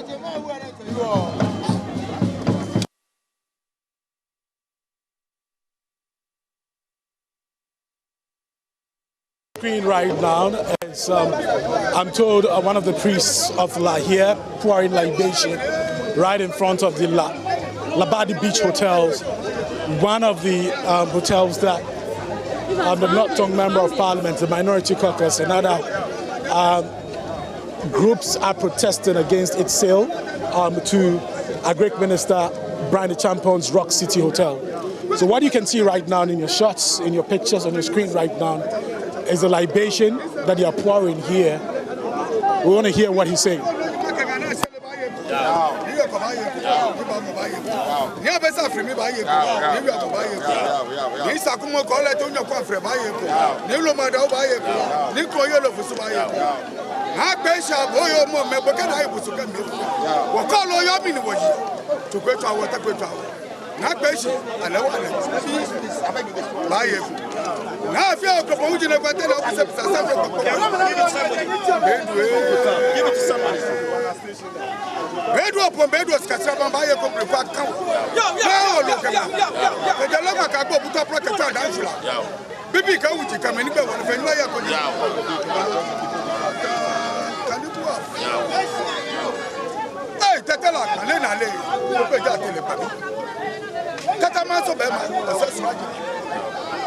Mana wachanya eh. Wajema wajifen wachanya. Akadima kwa. Noni ameke. Was supposed to reach MPP. Noni ameke was supposed to go text. Echo. When I got the land commission, they say, I'm them fair. Corporate 37. I'm a fair airport phase 2. The Walodian master said, as a custodian of the land. Oh, meaning the Kaiwa. Oh, the Kurowani. The Telaka. Okudzeto and the Buffalo. The trust company. The Biamini. Many labor. Never was trade fair. What over polyclinic? Oh, they are young by whom?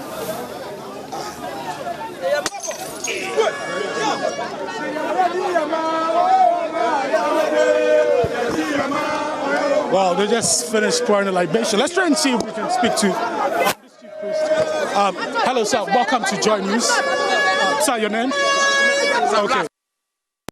He's unable to speak to us at this point. But information that I gathered from some of the people here is that he's one of the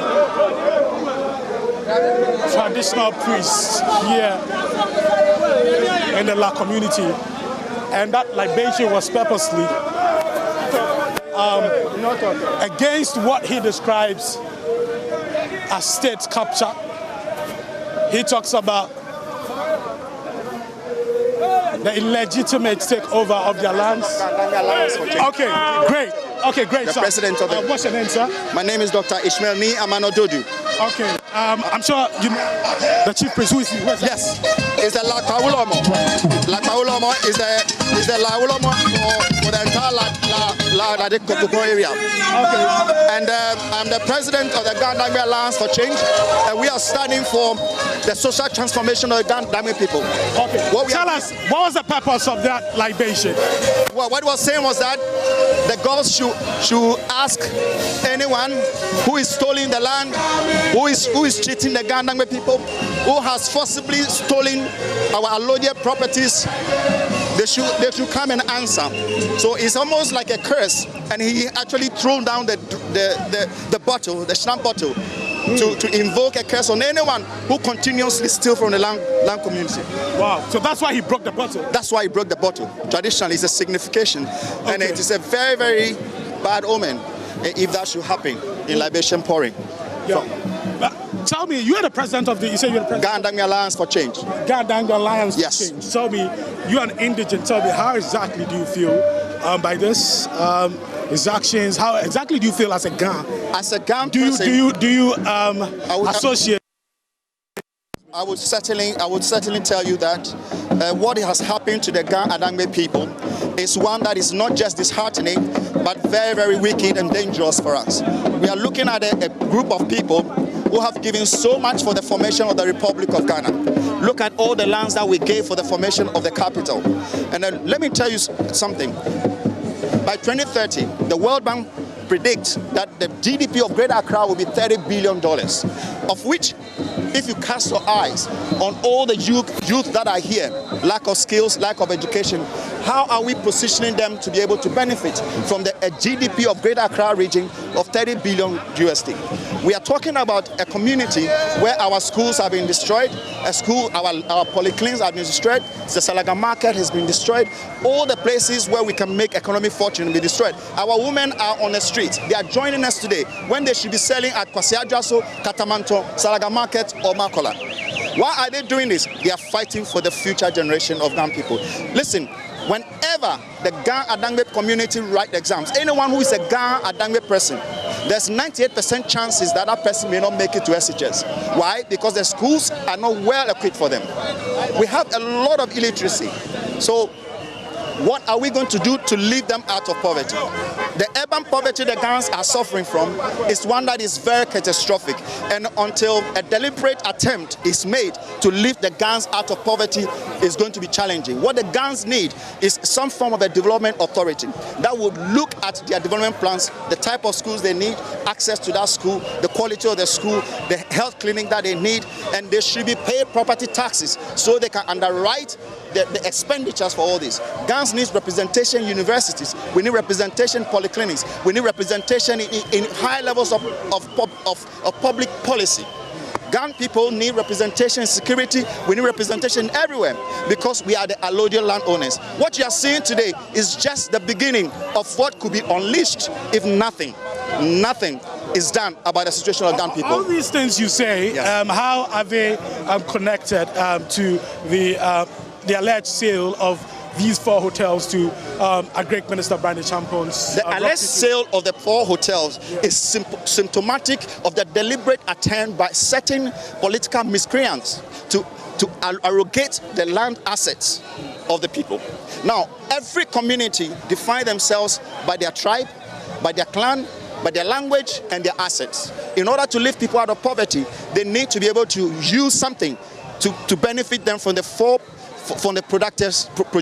production of productive factors of economy.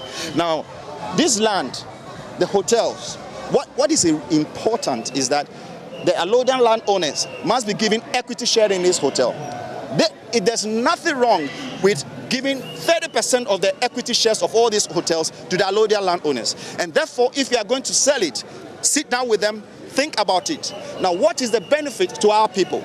Have you thought about it? Who is going to take over? How much is the hotel sold?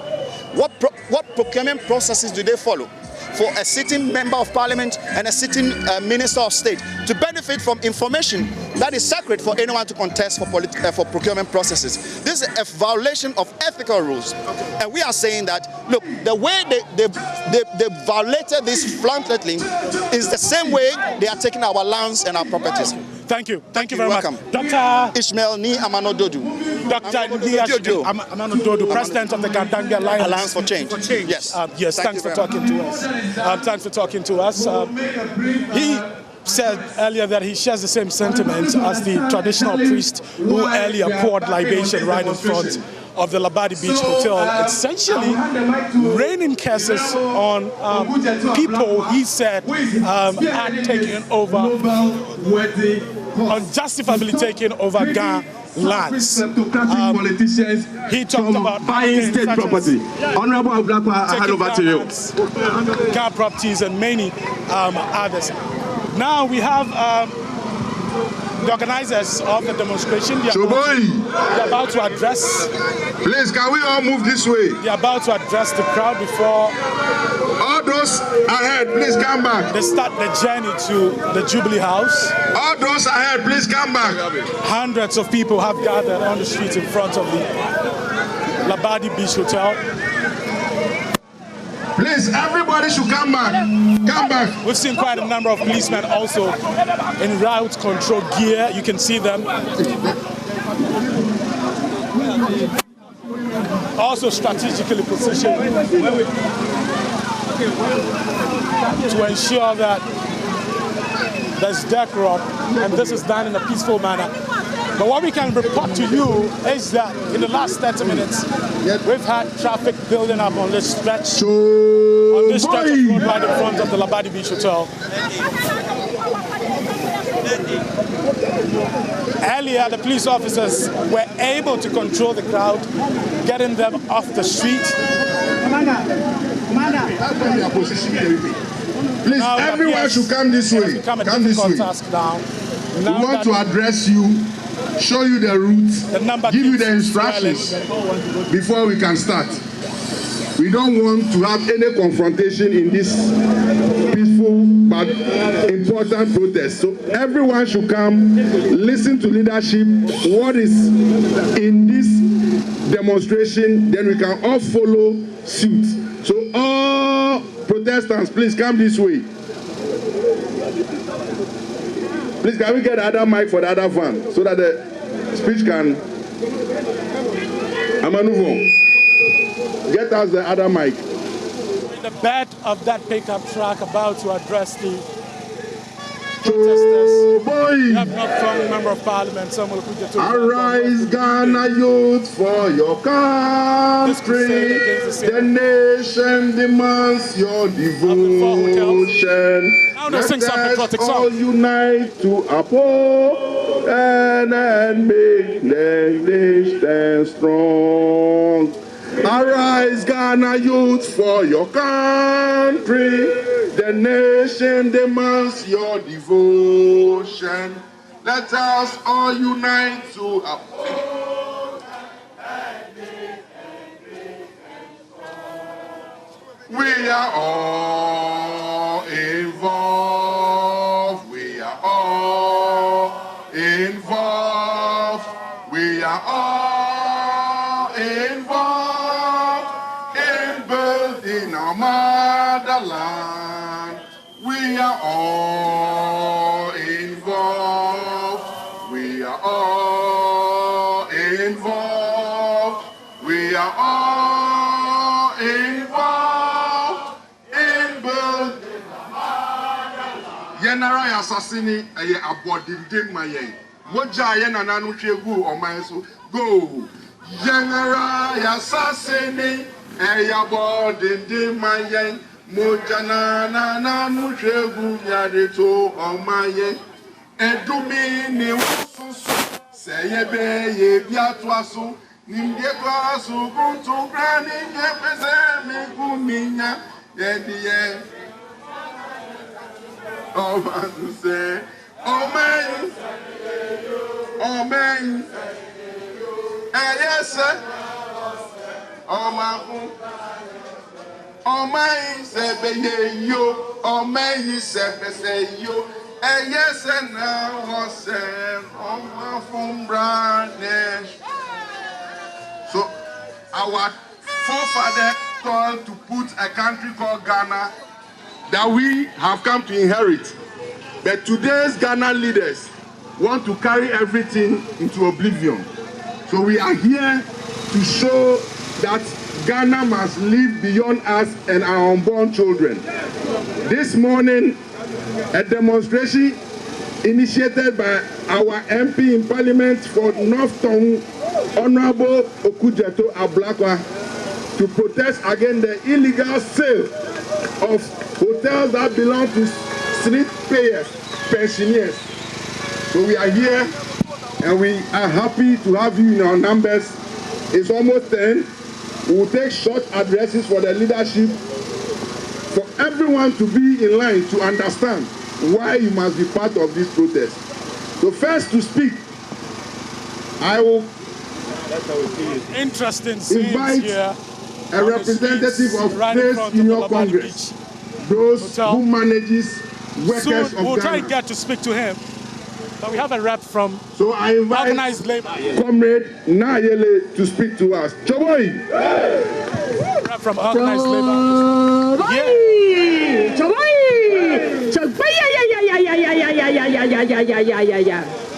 Thank you for turning out in your numbers. In fact, on the ground, we have such energy. This is about us. This is about us and about workers. And when I hear people asking, oh, is it about this political party or that political party? Excuse me. Excuse me. And then mean Kebo Sane. SSNIT Sane are you? What was she coming what you have or quack a matuni 30, 40 years? Couldn't me coming here show how me throw low pentre. It can't work.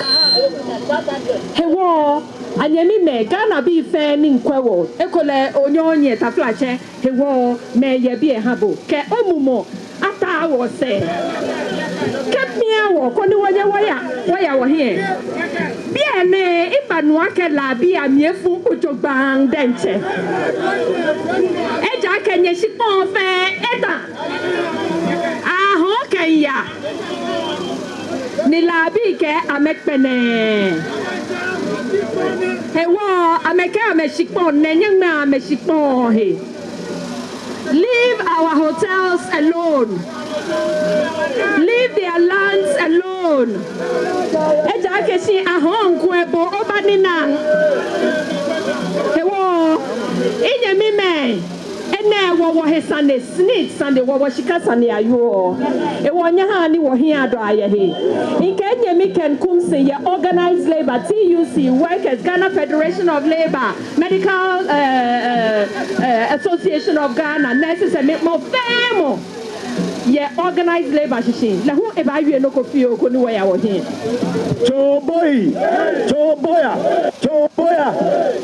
This is a struggle for the safety of Ghanaian workers, the future of our children, the future of our brothers and sisters. This is about job security. This is about pensions.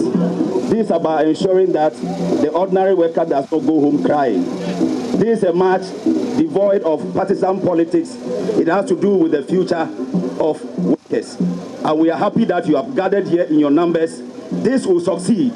This will succeed. This will succeed. This will succeed. Choboya! Choboya! Choboya! Thank you very much. So, I invite the Chief Whip in Parliament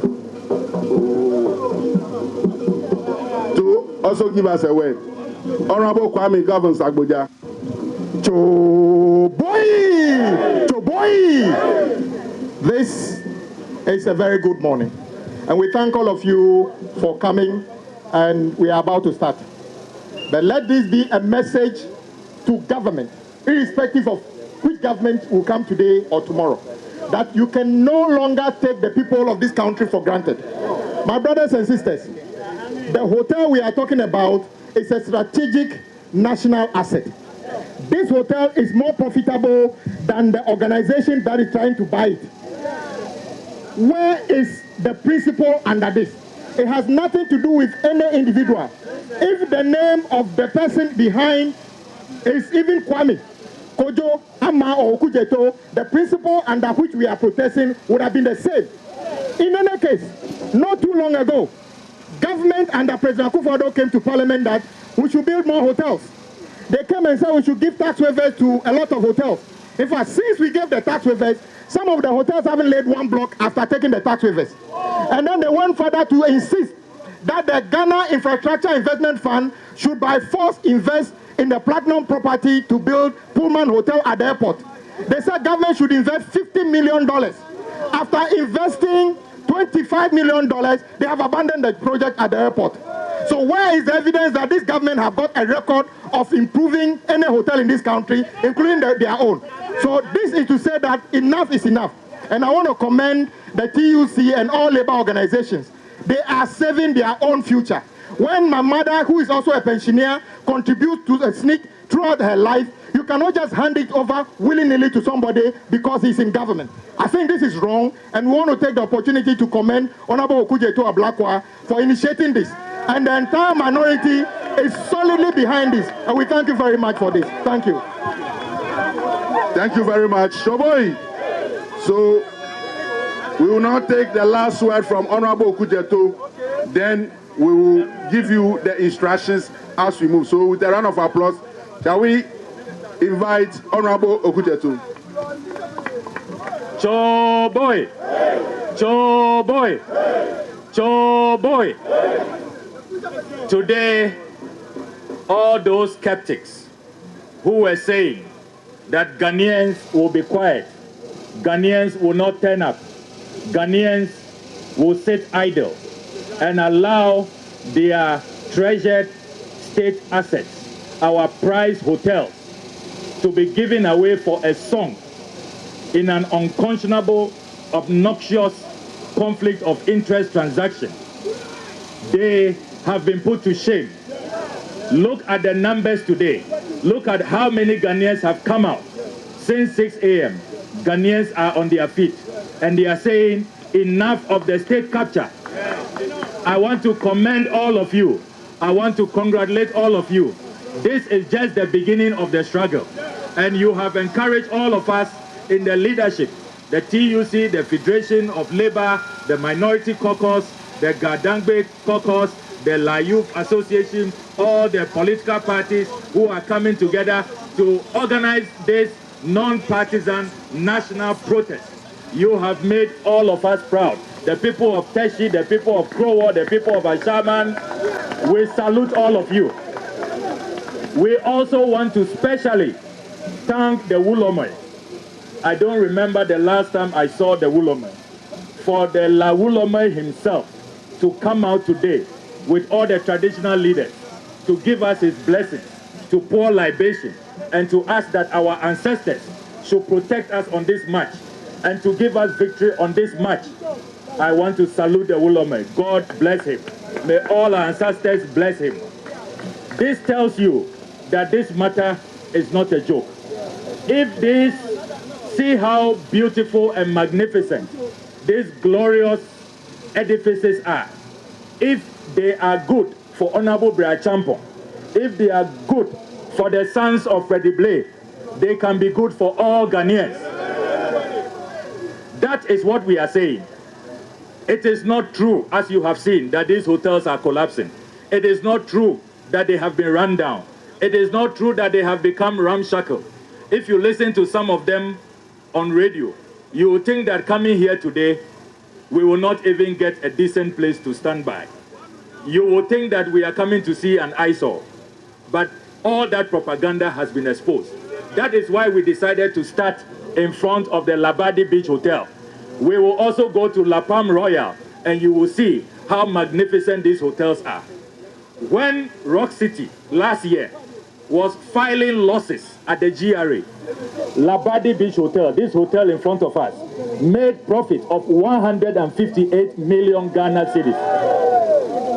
Between Labadi Beach Hotel and Rock City, who should be buying who?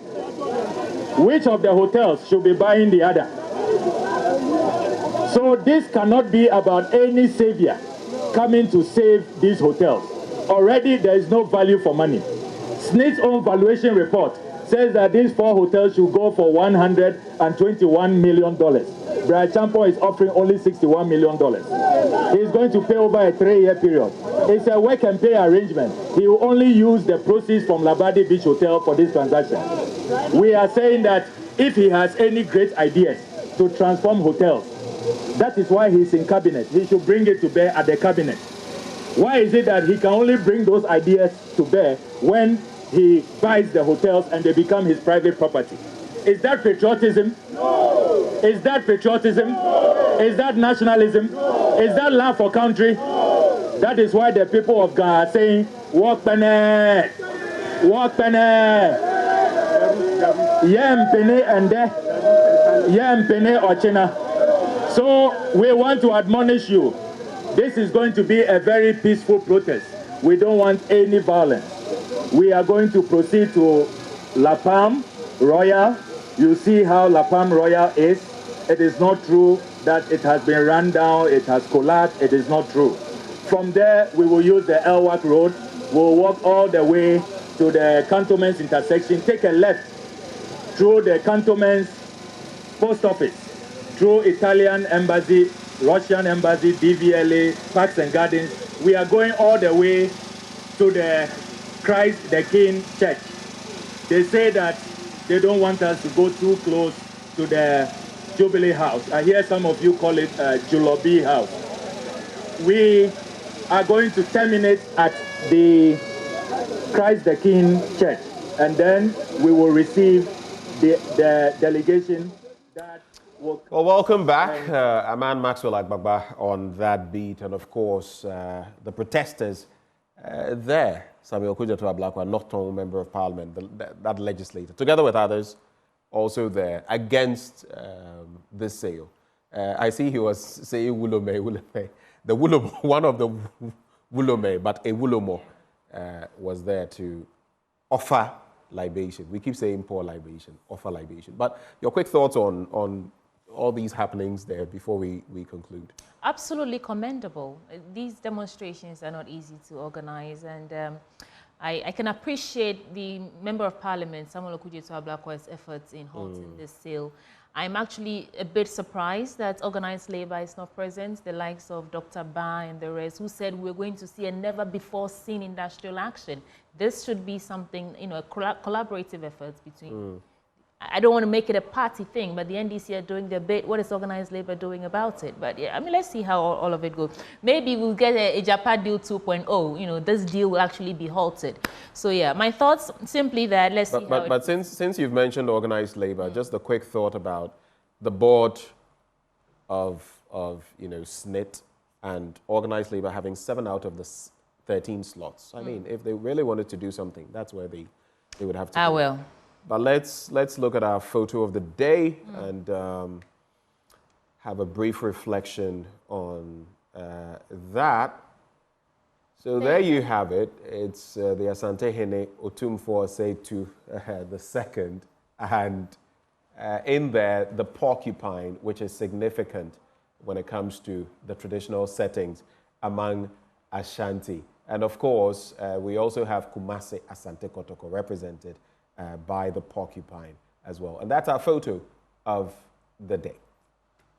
On that note, we're wrapping the AM show this morning, but we'll bring you more details and updates on that ongoing demonstration in our subsequent bulletins. So be on the lookout for that. Benjamin, it's been a good day, hasn't it?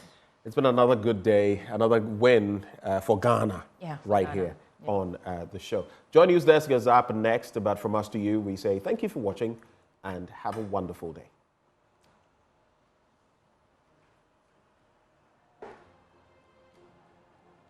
Anoche.